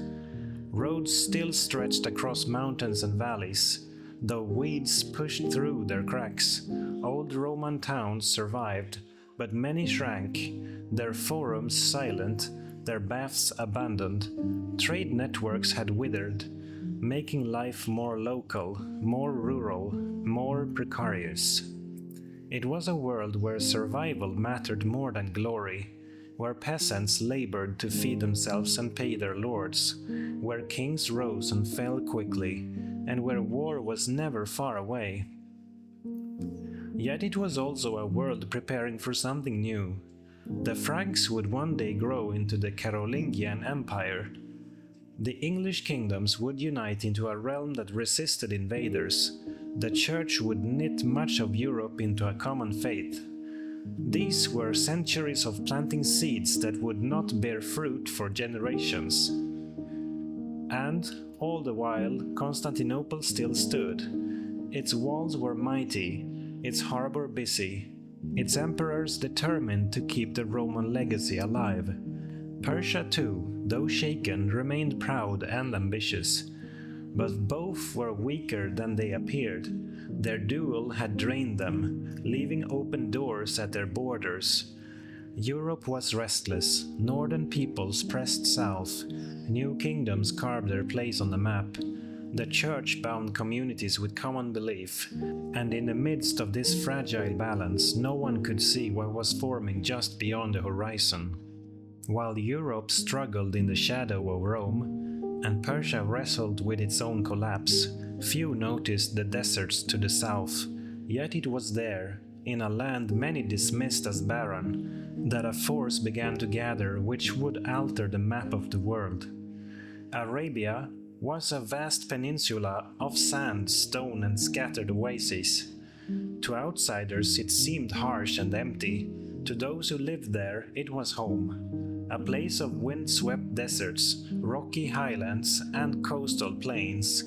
The great deserts, like the Rub al-Khali, the empty quarter, stretched for hundreds of miles without water, an ocean of sand that tested human endurance. Life clung to oases, where wells gave water and palm groves provided shade. Along the coasts, towns traded frankincense, spices, and textiles, connecting Arabia to the Red Sea, the Persian Gulf, and beyond. Most of the people lived in tribes, bound together by family ties and loyalty to clan leaders. They raised camels, sheep, and goats, moving with the seasons. Their lives were hard, but they prized freedom and honor above submission to foreign rulers. The Arabs of the 6th and early 7th century valued poetry and memory. Poets were the record keepers of tribes, praising victories, lamenting losses, and preserving genealogies. In an oral culture, a sharp tongue could be as powerful as a sword. Conflict between tribes was common. Raids for camels or grazing land could erupt into blood feuds. Yet hospitality was equally valued. A guest, even a stranger, could expect protection and generosity once welcomed into a tent. Religion in Arabia was diverse. Many worshipped local gods and spirits, often connected to stones, wells, or sacred groves. The Kaaba in Mecca, a cube-shaped shrine, housed idols representing many deities, and tribes made pilgrimages there. But alongside these practices were Jews, Christians, and followers of other sects, scattered in different communities. Arabia was a crossroads of belief, just as it was a crossroads of trade. Among Arabia's towns, Mecca stood out. Nestled among barren hills, it was not lush, but it was important. Caravans passed through carrying goods from Yemen in the south towards Syria in the north. Spices, incense, and silk all found their way through Mecca. The city's guardians, the Quraysh tribe, grew wealthy by controlling trade and caring for the Kaaba. Nearby the oasis town of Yathrib, later called Medina, was another hub. Its fields of date palms provided food in a region otherwise poor in resources. Jewish tribes and Arab clans lived side by side, sometimes in cooperation, sometimes in tension. These towns were small compared to Constantinople or Ctesiphon, but they were vibrant nodes in a network that stretched across seas and deserts, and from one of them change would emerge. Arabia was not isolated. Roman and Persian merchants had long passed through, and foreign armies had occasionally campaigned at its edges. The people of Arabia knew of the great empires, but they were not dominated by them. This independence gave their society a flexibility that those weary empires lacked. The early 600s were a restless age. As Rome and Persia bled each other, their hold over trade routes weakened. This allowed local leaders and merchants to grow in importance. Arabia's tribes were fiercely independent, but also fragmented, each clan loyal only to itself. No one could imagine a single authority uniting them all, and yet unity was about to be attempted. In the year 570, in Mecca, a boy was born who would change history. Muhammad ibn Abdullah. Orphaned at a young age, he was raised among his kin, known for honesty and reliability. As a young man, he worked as a merchant, traveling with caravans and earning respect for his fair dealings. At around the age of 40, during moments of solitude in the caves near Mecca, Muhammad began to receive visions and messages. These, he believed, came from the one true God, Allah. They commanded him to proclaim a new message, that there was no God but Allah, and that all people must turn to him. At first his preaching drew small circles of followers, family, friends, and the poor who found hope in his call for justice, but it also drew opposition. The Quraysh, guardians of Mecca's shrines and trade, feared that abandoning the old gods would disrupt their power. Conflict grew in Mecca. Muhammad's followers were mocked, harassed, and sometimes attacked. Yet the message spread. In 622, under pressure, Muhammad and his community left Mecca and journeyed to Yathrib. This migration, called the Hijra, marked the beginning of the Islamic calendar. In Medina, Muhammad was welcomed as both a religious leader and a statesman. He forged alliances among tribes, drafted agreements that balanced different communities, and built a new sense of unity. What had been a persecuted group became the foundation of a new community, the Ummah. From Medina, Muhammad's influence grew. Battles with the Meccans followed. Badr, Uhud, and Khandak were battles each shaping the community's identity. Against all odds, Muhammad's followers held their ground. By 630, Mecca itself was brought under his authority. The Kaaba was cleansed of idols and dedicated to the worship of the one God. When Muhammad died in 632, the tribes of Arabia, once scattered and divided, were more united than ever before. Leadership passed to his companions called the Caliphs, who carried the message beyond Arabia's deserts. The timing was extraordinary. Just as Rome and Persia were weakest, just as Europe was fragmented, a new power rose in a land no one had expected.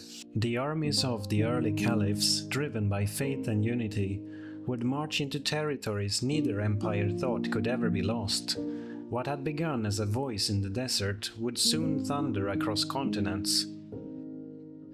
In just one generation, a community of desert tribes became the rulers of half the known world. Their rise was not slow or hesitant, it came like a wave, reshaping kingdoms, toppling empires, and announcing that a new age had begun. When the Prophet Muhammad died in 632, Arabia stood more united than at any point in memory, yet his death also left a great question: who would lead? His closest companions gathered. They chose Abu Bakr, a trusted friend and father-in-law of Muhammad, as the first caliph, meaning successor. His task was immense. Some tribes wavered in loyalty, thinking that with Muhammad gone, they could return to old ways. Abu Bakr acted swiftly, waging what became known as the Ridda Wars, or Wars of Apostasy. Within 2 years, Arabia was once again secure under the new faith. The message was clear: unity would hold. Abu Bakr died in 634, leaving leadership to Umar ibn al-Khattab, remembered as Caliph Omar. His reign was only 10 years, yet it transformed the world. Omar believed that Arabia's unity could not survive if the tribes were left idle. Energy, once spent in feuds, had to be directed outward. He turned the armies north and east into the weakened lands of Rome and Persia. The Persian Empire had long seemed eternal, but its strength was a shadow of what it once was. Civil wars had left rival claimants to the throne. Nobles plotted against one another. The once proud armies were underpaid and weary. Into this turmoil marched the Arabs. At first the Persians dismissed them as raiders, but the battles told a different story. At Qadisiyah in 636 near the Euphrates, Arab forces under Sa'd ibn Abi Waqqas met the Persians. For 3 days fighting raged, war elephants thundered across the field. Yet the Arab cavalry adapted, scattering the elephants and breaking Persian lines. The victory opened the road to the Persian capital. Soon after, Ctesiphon, the jewel of the Sassanid Empire, fell. Its treasures were carried back to Medina, astonishing men who had lived simple lives in tents and oases. The Persian king fled eastward, clinging to shrinking lands. By 651, the last Sassanid ruler, Yazdegerd III, was killed. An empire that had stood for centuries vanished. Persia did not disappear. Its people, culture, and traditions endured, but the Sassanid dynasty was gone forever.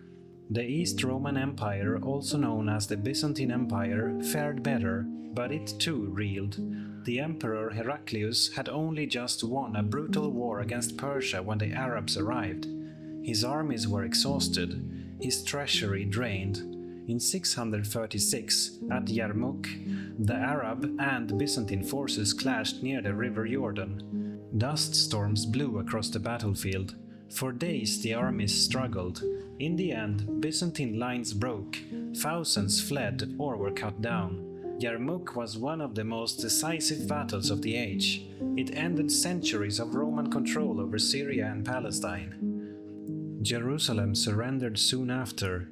Omar himself traveled to accept the city's submission. He entered not as a conqueror demanding blood, but in humility, granting protections to the city's people and holy sites. The Christian patriarch handed him the keys to the city. It was a moment that echoed far beyond the walls of Jerusalem. From there, the conquest rolled on. Damascus fell. Egypt, with its fertile Nile and vital grain, was taken in 641 by armies led by Amr ibn al-As. The Byzantines held on to the seas, to Anatolia, and to Constantinople itself, but they had lost their richest provinces. What made the Caliphate different was not just the speed of conquest, but the way it adapted. The Arabs did not try to erase the cultures they conquered. Instead, they often kept local administrators, allowed Christians and Jews to practice their faith if they paid a tax, and absorbed knowledge from the lands they ruled. Greek science, Persian administration, and Egyptian agriculture all blended into the new empire. The caliphs ruled from Medina at first, then later from Damascus under the Umayyad dynasty. They built mosques, established systems of taxation, and created new cities like Kufa and Basra. Within just a few decades, Arab armies stretched farther than Alexander the Great had marched. To the east, they crossed into Central Asia. To the west, they swept across North Africa.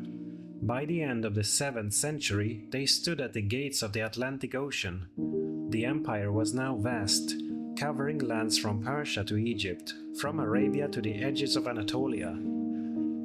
For those who lived through it, the expansion was bewildering. In the villages of Syria, people who had prayed under Rome now paid taxes to the caliph. In Persia, the ancient fire temples of Zoroastrianism saw their patrons vanish, yet the faith endured among families. In Egypt, Coptic Christians found new rulers often less heavy-handed than the Byzantines had been. For Europe, the news was shocking. In distant Francia or Lombard Italy, kings and bishops heard rumors of unstoppable armies and a new faith rising in the desert. Yet for now, the waves of conquest had not crossed the Mediterranean. That moment would come later. By the year 700, the old world order was gone. Persia was no more. Byzantium survived, but only half as strong. A new empire, born in Arabia, stretched across thousands of miles, and unlike the short-lived empires of conquerors before, this one carried not just armies, but a unifying faith, language and law. It was clear, the age of Rome and Persia was ending, the age of Islam had begun. After the first 4 caliphs, known as the rightly guided caliphs, power passed to a new dynasty, the Umayyads, beginning in 661 with Muawiyah ibn Abi Sufyan. The capital shifted from Medina, the Prophet's city, to Damascus in Syria. Damascus was not a desert town but a bustling, ancient city. Its markets linked the Mediterranean to the east. Its position was central for ruling an empire that stretched in all directions. From here, the Umayyads built a state that resembled the empires of old, with governors, tax systems, and armies stationed across vast territories. The Umayyads expanded what had begun as a movement of faith into a functioning imperial system. They minted coins with Arabic inscriptions, replaced Greek and Persian in administration with Arabic, and began to shape a shared cultural identity across the empire. To the east, Arab armies pressed deeper into Persia and beyond. In the 710s, they reached the lands of Transoxiana, across the Oxus River, today's Uzbekistan and surrounding regions. Cities like Samarkand and Bukhara, centers of trade along the Silk Road, came under their influence. The people of these regions were not easily subdued. Sogdian princes, Turkic tribes, and other steppe peoples resisted fiercely, yet gradually, Arab garrisons and alliances secured footholds. The Silk Road now linked directly into the Caliphate, carrying not only goods but ideas. Farther south, the frontier moved into the Indus Valley. In 711, under the general Muhammad ibn Qasim, Arab forces conquered Sindh in today's Pakistan. Ports on the Arabian Sea now tied the empire to Indian Ocean trade, linking it with India and even distant China. Meanwhile, to the west, Arab armies advanced along the North African coast. By the late 600s, they had taken Egypt. Now they pushed farther into Libya, Tunisia, Algeria, and Morocco. These lands were rich in grain, olive oil, and trade routes. Resistance was strong, especially from the Berbers, the indigenous peoples of North Africa, yet many Berbers also joined the new movement, some converting to Islam, others serving in the armies that pressed farther west. By the end of the 7th century, Arab and Berber forces together had reached the Atlantic Ocean. Legends say that one commander rode his horse into the waves and declared, "If the sea were not here, we would continue to spread the message of God." From the Atlantic shore, the next step was obvious. Across the narrow straits lay the Iberian Peninsula. In 711, the governor of North Africa sent an army under Tariq ibn Ziyad. The army was small by the standards of great empires, perhaps 12,000 men, many of them Berbers. Yet they faced a divided Visigothic kingdom, weakened by civil wars. At the Battle of Guadalete, near the southern coast, Tariq's army crushed the Visigothic king Roderick. The victory opened the way north. Within a few years, much of Spain and Portugal fell under Muslim control, forming what became known as Al-Andalus. Cities like Cordoba, Seville, and Toledo became centers of learning and culture under the new rulers. By the 720s, Muslim forces had even crossed into southern France, winning battles near Narbonne and advancing towards the Loire. In 732, however, at the Battle of Tours, Frankish forces under Charles Martel turned them back. The battle did not end Muslim presence in Europe, but it set a limit. Spain would remain a center of Islamic civilization for centuries, but France stayed under the Franks. While expansion pressed west and east, the Byzantines still held on in the north. Twice the Umayyads attempted to capture Constantinople itself in 674 to 678 and again in 717 to 718.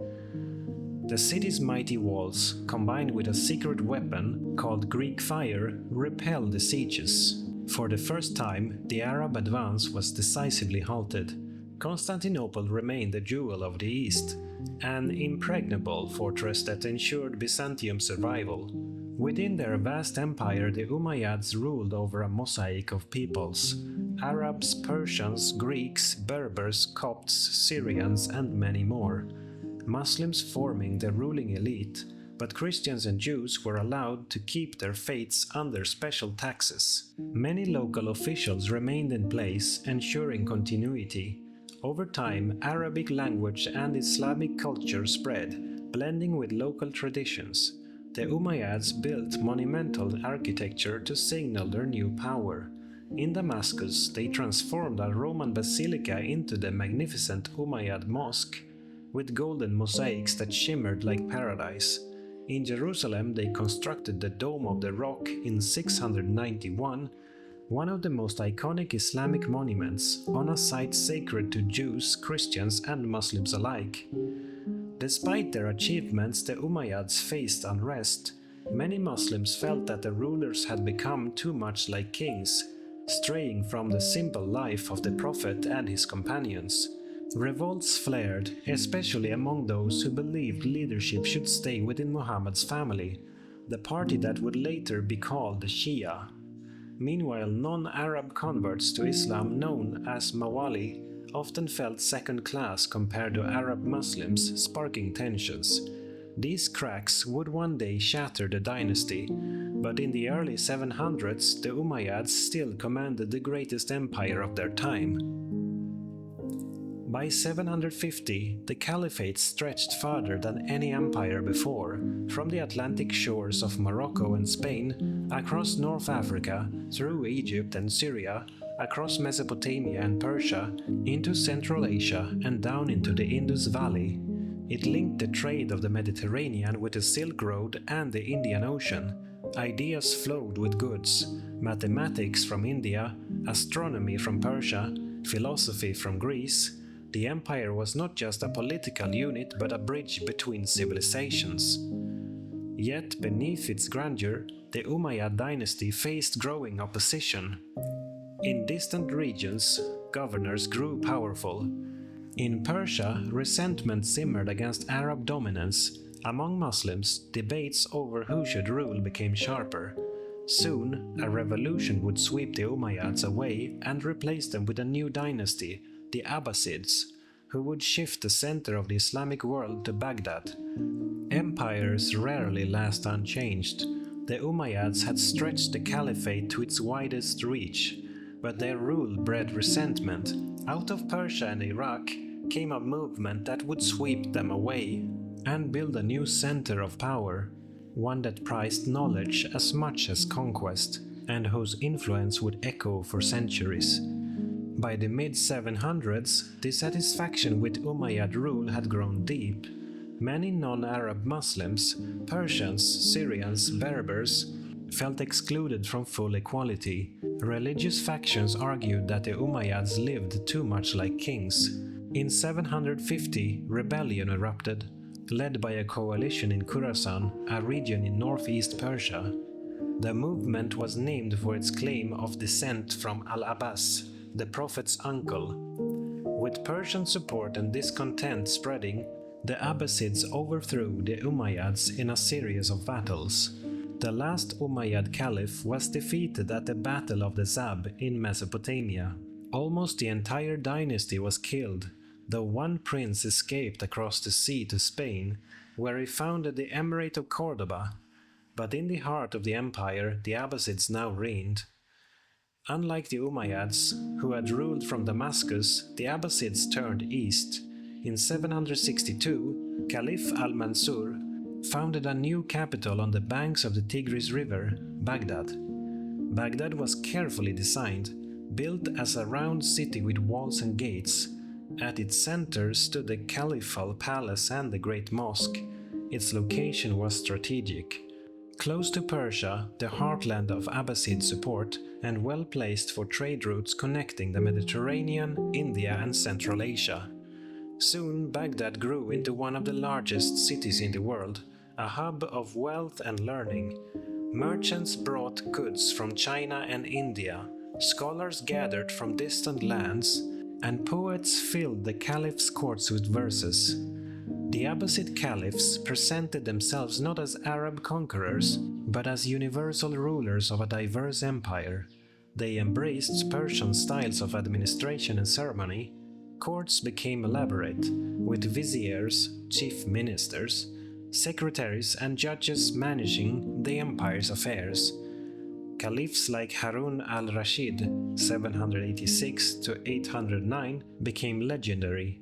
In later tales, he was imagined wandering Baghdad in disguise, dispensing justice, a symbol of wisdom and generosity.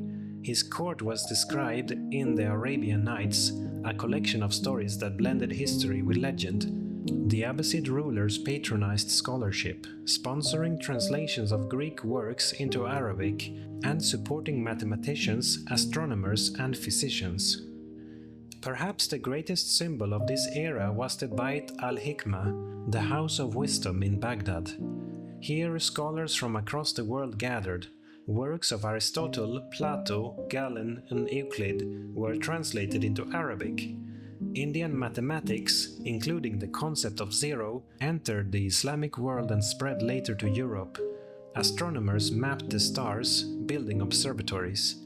Physicians compiled medical encyclopedias and advanced surgery and pharmacology. Geographers described lands as far away as China and Africa. Alchemists experimented with substances that would one day become the foundation of chemistry. Knowledge was not seen as foreign, but as part of a shared human inheritance to be gathered, studied, and improved. This openness made Baghdad a beacon of learning. For ordinary people, life under the Abbasids was diverse. Farmers along the Nile, the Euphrates, and the Indus grew crops that fed the empire. Traders carried goods on camels and ships, bringing spices, silk, paper, and precious metals. Cities thrived. Damascus, Basra, Kufa, Cairo, and Cordoba all grew under Islamic rule. Mosques became centers not only of worship but of education and community. Markets bustled with goods from 3 continents. Social life was governed by Islamic law, but also by custom and local tradition. Christians and Jews continued to live under Muslim rule as dhimmis, protected but taxed communities. Their skills in administration, scholarship, and trade enriched the empire. The Abbasid period was also a time of growing religious thought. Scholars of fiqh, or Islamic jurisprudence, developed schools of law: Hanafi, Maliki, Shafi'i, Hanbali, each interpreting the Quran and Hadith in different ways. Mysticism grew too. Early Sufi orders sought closeness to God through meditation, poetry, and ascetic practice. Their writings, filled with love and yearning, spread across the Muslim world. But tensions existed. Debates over leadership, theology, and philosophy sometimes turned fierce. Movements like the Shia continued to resist Abbasid authority, insisting that only descendants of the Prophet's family could lead. The Abbasids inherited the vast Umayyad Empire, but maintaining it was difficult. On the frontiers, local governors often grew powerful. In North Africa, distant from Baghdad, revolts flared.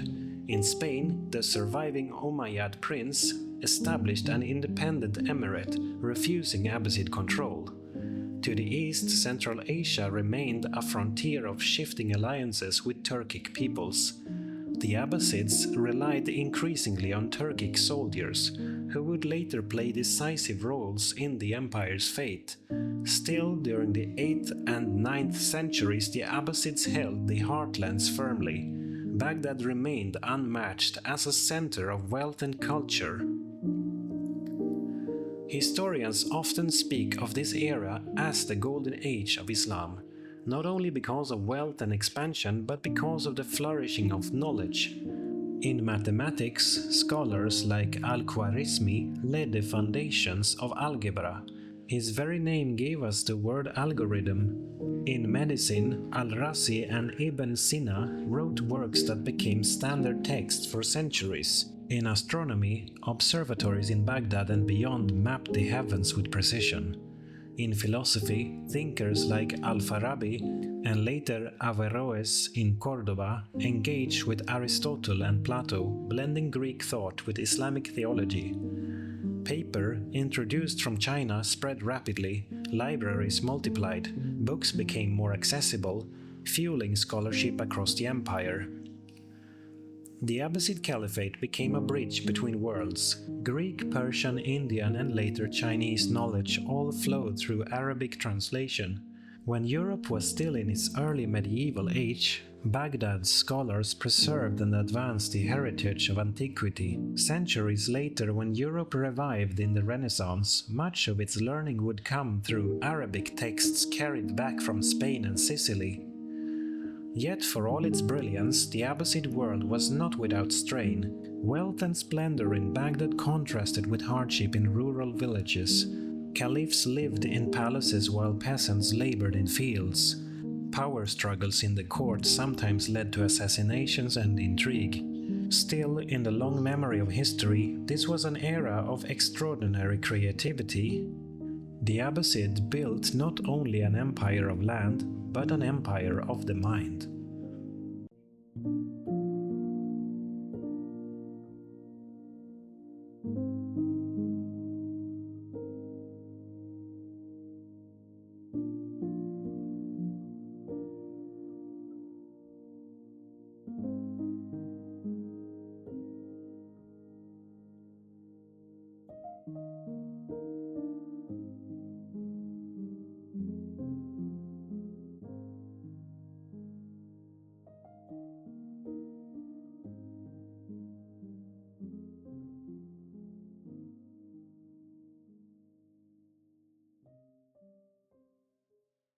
What happens to a world after an empire that lasted for centuries finally falls? When the Roman legions no longer march, when aqueducts crumble, and when cities that once glittered with marble fall silent, what takes their place? This is the story of Europe in the early 600s, a land caught between memory and survival, a place where the shadow of Rome still lingered, but new peoples and new powers were beginning to rise. It was the year 600. More than a century had passed since the last emperor in the West had been deposed. Yet the memory of Rome was everywhere. Roads still cut through hills and valleys, though many were broken and overgrown.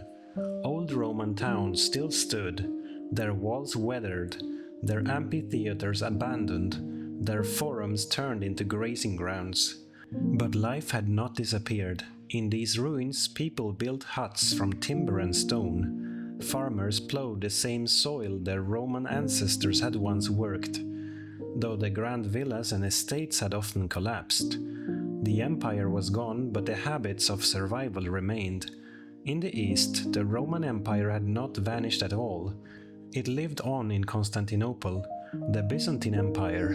But for Western Europe, the old Roman world had splintered into many kingdoms. The order of emperors and governors had been replaced by warlords and kings, each ruling over smaller lands. In what had once been Roman Gaul, a new dynasty had risen, the Merovingians, the kings of the Franks. Their long hair was said to mark their sacred power. They ruled from cities like Paris and Reims, blending Roman traditions with their old Frankish customs. Yet Merovingian rule was often unstable. Kings died young, and their kingdoms were divided between sons, leading to rivalry and feuding. Still, they kept alive the memory of kingship, and under them the Franks remained one of the strongest forces in Western Europe. In the countryside, Roman villas had turned into small villages. Latin was still spoken, though slowly it was changing into the early forms of French. Christianity had spread widely here, though many old pagan customs lingered. Priests and bishops guided not just faith, but often daily order. Across the Channel, Britain had been cut off from Rome for more than 200 years. Roman legions had left in the 400s, and since then waves of Germanic peoples, Angles, Saxons and Jutes had settled. They brought their own language, which would eventually become English. By 600, several Anglo-Saxon kingdoms had formed: Northumbria in the north, Mercia in the center, Wessex in the south, and Kent in the southeast. These kingdoms often fought each other, but they were also building the foundations of a new culture. Christianity, once strong under Rome, had nearly disappeared in much of Britain. But now missionaries were returning. Pope Gregory the Great had sent monks to convert the Anglo-Saxons, and in Kent, King Ethelbert welcomed them. Slowly new churches were being built, and the faith was returning. South of the Alps, Italy itself was no longer the heart of empire. The city of Rome still stood, its ancient monuments looming over smaller, poorer neighborhoods. The Senate was gone, the emperors long departed. Now Rome was a city of bishops and pilgrims. Most of Italy was controlled by the Lombards, a Germanic people who had invaded in the late 500s. They ruled from Pavia, carving the peninsula into duchies. Their power was great but not absolute. Parts of Italy were still held by the Byzantines, including Ravenna and a few coastal areas. This meant Italy was divided, with two different rulers laying claim to the old Roman lands. The Lombards were fierce warriors, but like many Germanic peoples, they were slowly converting to Christianity.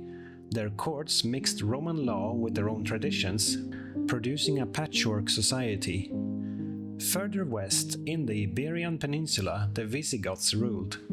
They had once been Arians, a Christian sect that clashed with the Catholic Church, but in 589 King Recared had converted to Catholicism, bringing his people with him. This gave the Visigoths stronger ties to the rest of Christian Europe.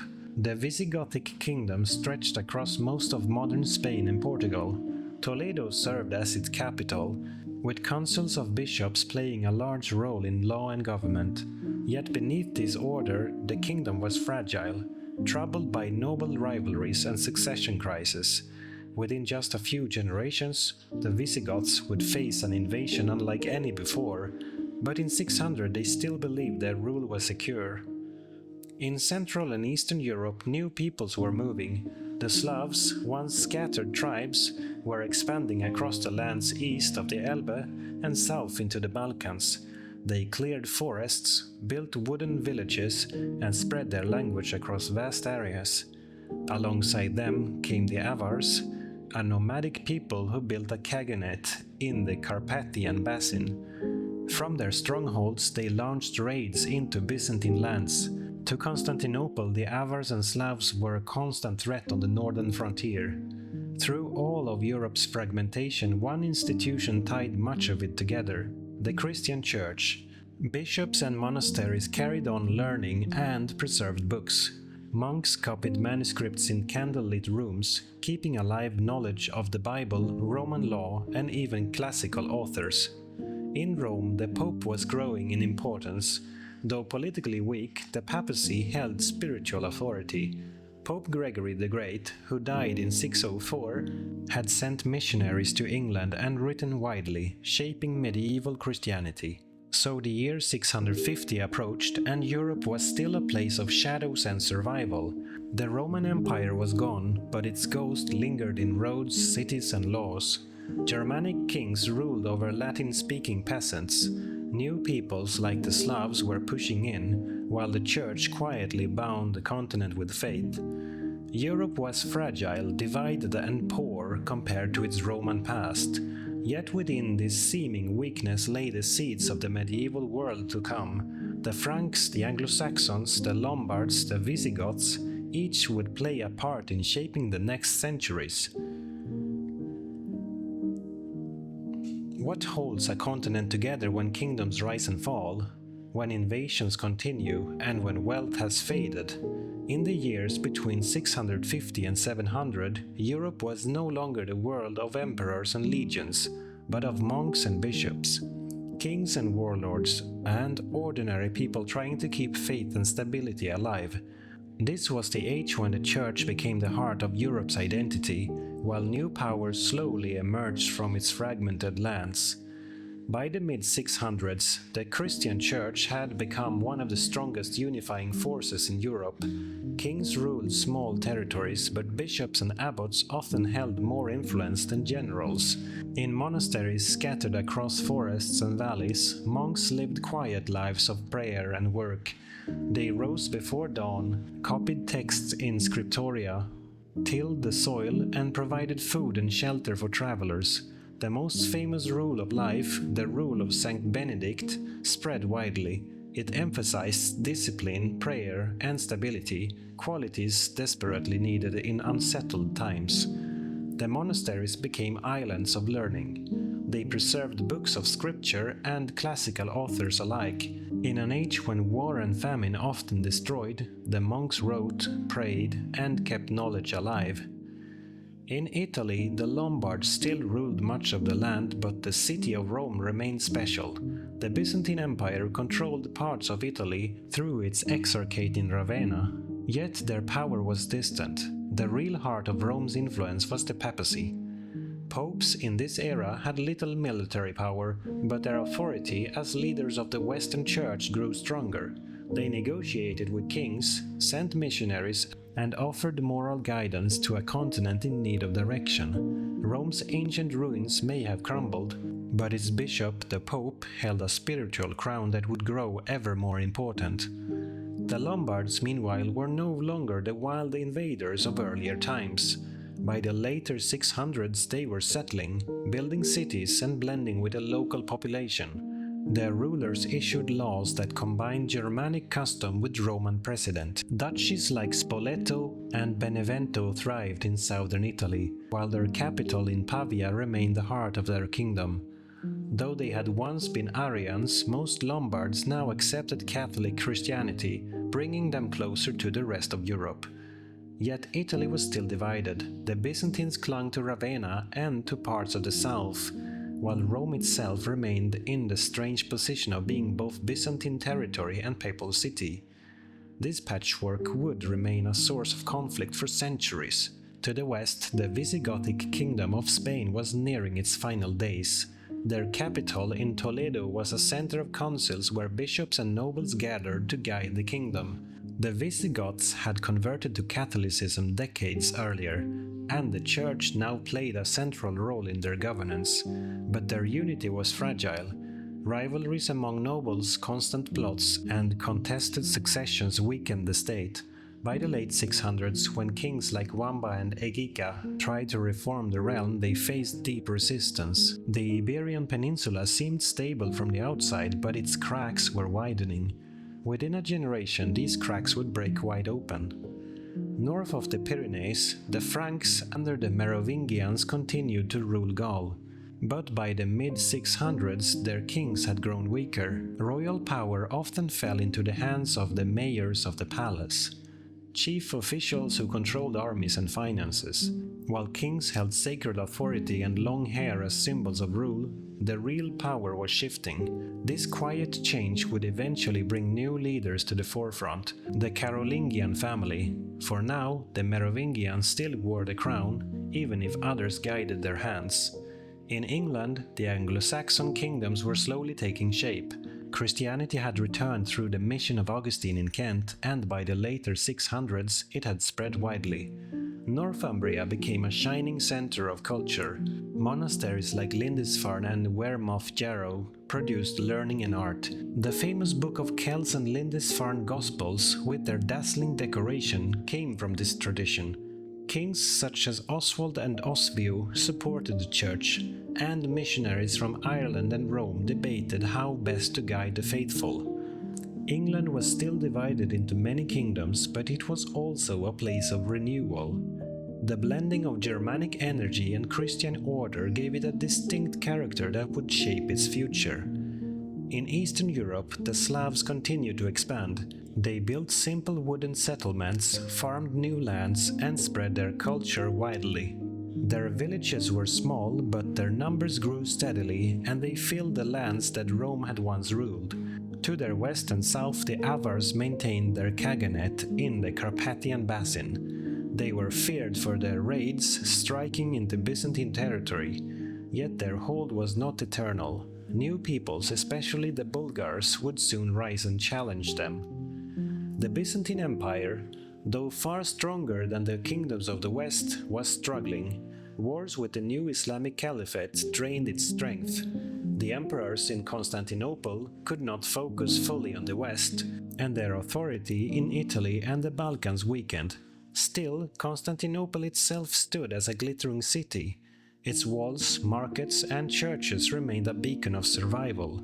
While Western Europe struggled in poverty, the Byzantine capital kept alive a reminder of Rome's grandeur. As the year 700 approached, Europe remained divided.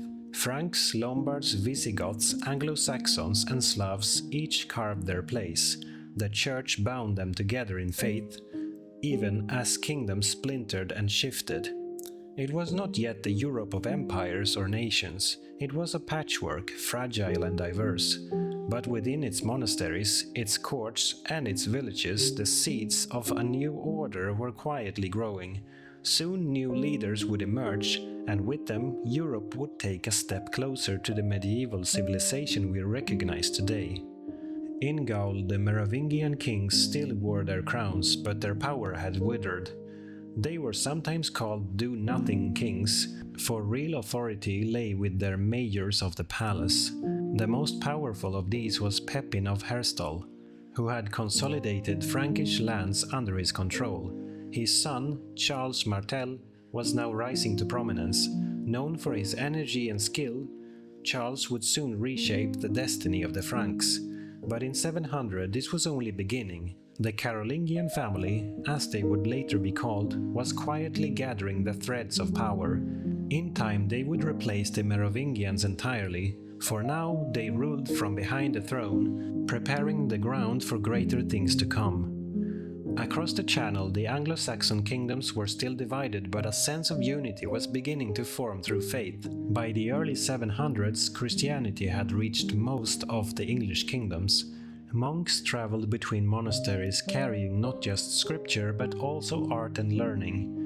Kingdoms like Northumbria and Mercia began to rise as regional powers. Rivalries were constant, but the idea of a shared faith gave them a common identity. The blending of Germanic warrior culture with Christian order created a new foundation for England's future. In Italy, the Lombards continued to rule, but their kingdom was changing. They were no longer simply conquerors. Many Lombard dukes and nobles had adopted Christianity, and their laws mixed Roman tradition with Lombard custom. The Pope in Rome, meanwhile, grew in influence. Though Rome itself was still officially Byzantine territory, imperial power was weak and far away.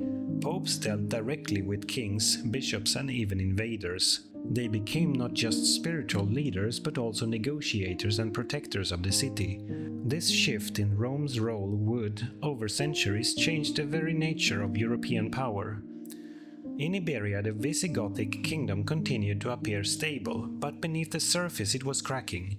Kings still ruled from Toledo and councils of bishops advised them, yet noble factions plotted and succession crises weakened unity. By the early 700s, the Visigoths faced growing tension. Their borders were not yet threatened, but far to the south, across the Strait of Gibraltar, the Islamic Caliphate had expanded across North Africa.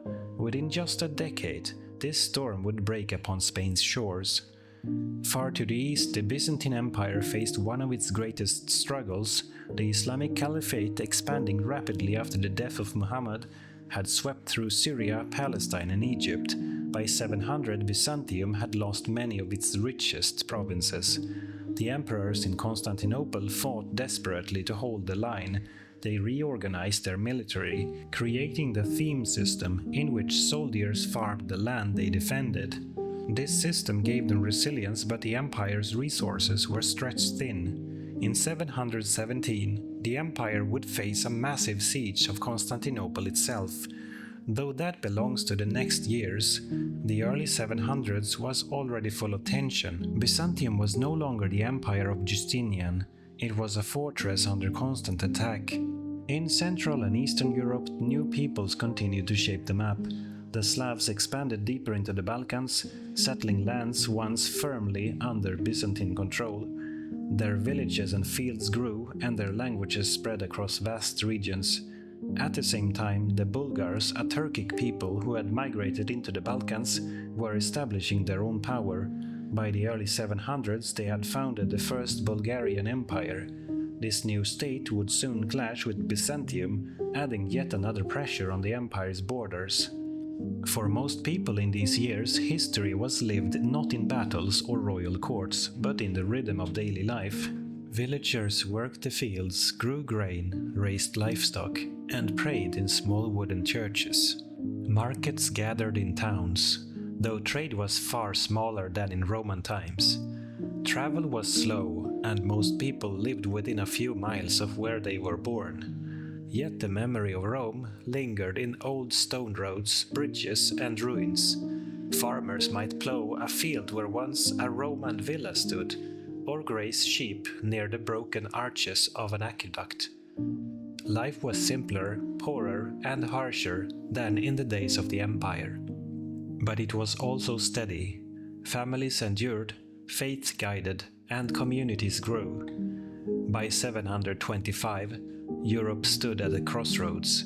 The Franks were rising, the Visigoths weakening, the Lombards stabilizing, and the Anglo-Saxons finding their fate. The Byzantines held on desperately, while new peoples like the Bulgars took root. No one could know it yet, but the next decades would bring dramatic clashes. Armies from the south would cross into Spain, warriors of the Franks would rally to defend their lands. The balance of Europe was shifting, slowly but surely, toward a new age. What happens when two great civilizations meet? Not through trade or words, but through war. In the mid-700s, Europe stood at the brink of one of its most defining clashes. To the south, the Islamic Caliphate had expanded across North Africa and into Spain. To the north, the Franks under Charles Martel prepared to defend their lands. This was the moment when the destiny of Europe would be tested in battle. In 711, a Berber commander named Tariq ibn Ziyad crossed the Strait of Gibraltar with an army of Muslims, mostly Berbers from North Africa. The Visigothic kingdom of Spain, weakened by noble feuds and unstable kingship, collapsed quickly before them. Legend tells of the last Visigothic king, Roderick, who fought bravely but was defeated at the Battle of Guadalete. Within a few short years, nearly the whole Iberian Peninsula was under Muslim control. By the mid-720s, only a small strip in the north remained in Christian hands. This new province became known as Al-Andalus, and its capital was established at Córdoba. Here, a rich blend of cultures, Arab, Berber, Iberian, and Roman, would flourish. But in the 720s, this was not yet a place of golden culture. It was still the frontier of conquest, pushing ever northward toward the Pyrenees. From Spain, Muslim armies pressed north, crossing into what is now France. They raided into Aquitaine and Burgundy, seizing treasure, defeating local lords, and threatening the heart of Frankish lands. The Frankish dukes in southern Gaul fought hard but could not resist alone. The task fell to Charles Martel, the mayor of the palace, who had already established himself as the strongest leader among the Franks. Charles was not a king, but his authority was greater than that of the Merovingians he served. He trained his warriors, rewarded them with lands, and built a professional corps of soldiers. This was the force that would meet the armies of Al-Andalus. In the autumn of 732, near the city of Tours, the clash came. A Muslim army under Abd al-Rahman al-Ghafiqi advanced deep into Frankish territory. Charles Martel gathered his forces, including heavily armed infantry. The two armies faced each other for 7 days, skirmishing and maneuvering. Finally, battle was joined. The Franks formed a solid wall of shields, and wave after wave of cavalry charges broke upon them. The fighting was fierce, and Abd al-Rahman was slain in the struggle. The Muslim forces, leaderless, withdrew under the cover of night. Charles Martel held the field. The battle was not the end of Muslim power in Spain, nor even the last raid into Gaul, but it was remembered as a turning point, the moment when the expansion of Islam into Europe was checked. For Charles, it was the victory that earned him the name Martel, the Hammer. After Tours, Charles Martel's reputation grew immensely. Though still only the mayor of the palace, he was the true ruler of the Franks. He continued to expand his influence, subduing rivals and strengthening his military. Charles also forged ties with the church. He granted lands to monasteries and supported bishops, though he also took church lands to reward his warriors when needed. His relationship with the papacy was pragmatic, but it laid the groundwork for future alliances. By the time of his death in 741, Charles Martel had turned the Franks into the dominant power of Western Europe. His descendants would build upon this foundation, leading to the rise of the Carolingian dynasty. While Charles rose in the north, Italy remained divided between the Lombards, the Byzantines, and the papacy. The Lombards still controlled most of the peninsula, but the Pope in Rome increasingly looked northward for alliances. The Byzantines could no longer provide strong protection, and the Lombards pressed hard against papal lands. This tension would eventually draw the Franks into Italian affairs, but in the mid-700s it remained unresolved. Rome was caught between two powers, the Lombards and Byzantium, while quietly cultivating friendships with the Franks. In Britain, the Anglo-Saxon kingdoms continued to grow in strength and culture. Missionaries from England traveled into Europe, spreading Christianity among the pagan tribes of Germany and beyond. The most famous was Boniface, an Anglo-Saxon monk who journeyed into the forests of Germania. He cut down sacred oaks, built churches, and organized dioceses, bringing large parts of Central Europe into the Christian fold. This missionary work tied England more closely to Rome and to the Frankish world. The Church was becoming a continent-wide network, binding Europe together in shared belief even as political borders shifted constantly. While the Franks fought in Gaul, the Byzantines faced their own crisis. In 717, the Islamic Caliphate launched a massive siege of Constantinople. For a year, the city held against overwhelming odds. The Theodosian walls, the fleet armed with Greek fire, and the courage of its defenders saved them. When the siege finally lifted in 718, Constantinople had survived. The empire was battered but still alive. This survival ensured that Byzantium would remain a key player in the centuries to come. By the mid-700s, Europe's map was changing. In Spain, Al-Andalus was firmly established, its power extending northward. In Gaul, the Franks under Charles Martel had emerged as the strongest defenders of the West. In Italy, the Lombards threatened Rome, while the Pope sought northern allies. In England, faith and learning were growing, while missionaries carried Christianity into Germany. It was a time of both danger and opportunity. Europe was still divided, but a new order was taking shape. The foundations were being laid for an age of Carolingian power. How does a fragmented land of small kingdoms and fragile faiths become the foundation of a great empire? Between 760 and 800, the pieces of Europe began to fall into place. A new dynasty replaced the old. The Church bound itself to northern kings, and a ruler rose who would one day be called the Father of Europe. After the death of Charles Martel in 741, his sons took power. The most successful was Pepin the Short, a shrewd and pragmatic leader. Like his father, Pepin ruled as mayor of the palace, while the Merovingian king remained only a figurehead. By the 750s, Pepin decided it was time to end the charade. He sought the approval of the Pope to take the crown for himself. In return, Pepin promised to defend the Church and its lands.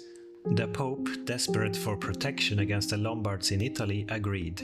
In 751, Pepin was anointed king of the Franks, the first of the Carolingian dynasty. The long-haired Merovingians were set aside, and a new royal line began.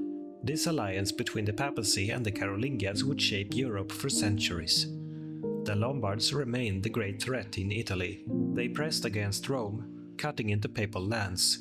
The Pope appealed to Byzantium for aid, but the empire was too weak and too far, so the Pope turned to Pepin. In 754, Pope Stephen II crossed the Alps to meet Pepin in person. He anointed him again as king, strengthening the bond between the papacy and the Carolingians.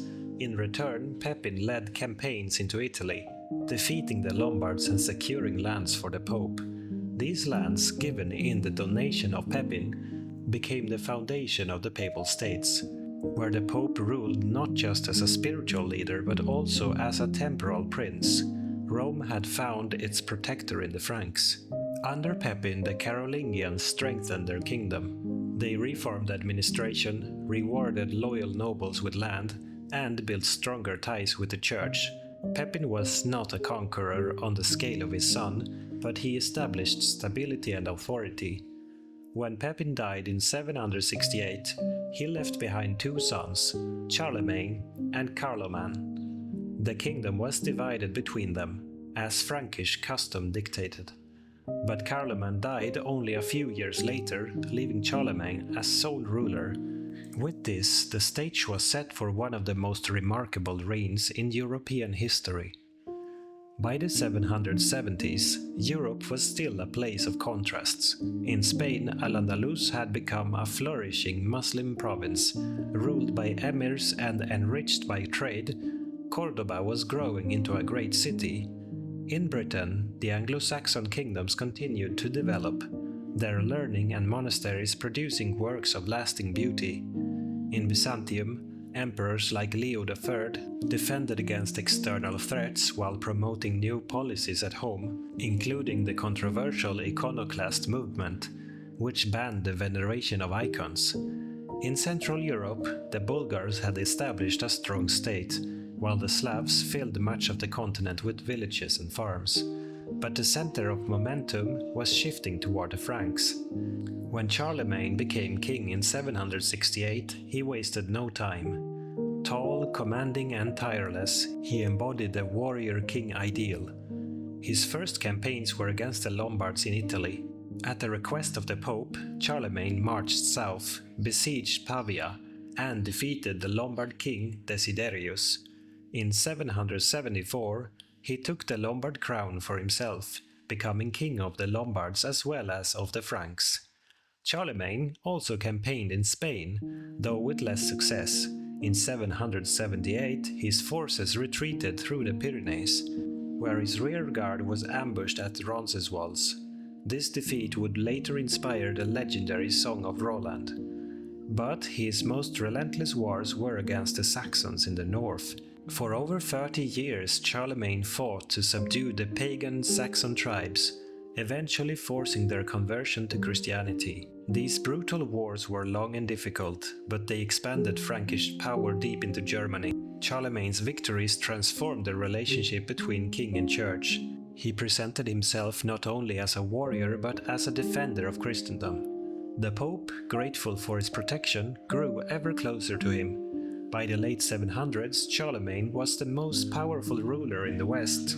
His kingdom stretched from the Atlantic to the Danube, from the North Sea to central Italy. No Western ruler had held such authority since the fall of Rome. The papacy, caught between Lombards, Byzantines and rival nobles, looked to Charlemagne as its greatest ally. This alliance would culminate in the year 800 when the Pope placed a crown upon Charlemagne's head, reviving the idea of a Western Empire. As the century drew to a close, Europe was no longer the fragmented, fragile land of the 600s. It was still divided, still poor compared to Rome or Byzantium, but it was stronger, more organized and more deeply tied together by faith. The Franks under the Carolingians had risen to become the dominant power. The Pope had gained not only spiritual but temporal authority. England had found stability in its kingdoms and its faith. Spain had been transformed into Al-Andalus. Byzantium endured, though changed by wars and theology. And at the heart of it all stood Charlemagne, a ruler whose ambitions reached beyond kingship, toward empire. So by 800, Europe stood at the threshold of a new age. From ruins and uncertainty had risen new kingdoms, new faith, and new leaders. The darkness of the post-Roman centuries had not swallowed the continent. Instead, out of struggle and survival, a new world was taking shape. The crowning of Charlemagne would mark the dawn of medieval empire. But it was the years between 600 and 800, the quiet rise of powers, the endurance of faith, and the courage of kings that built the road to that moment.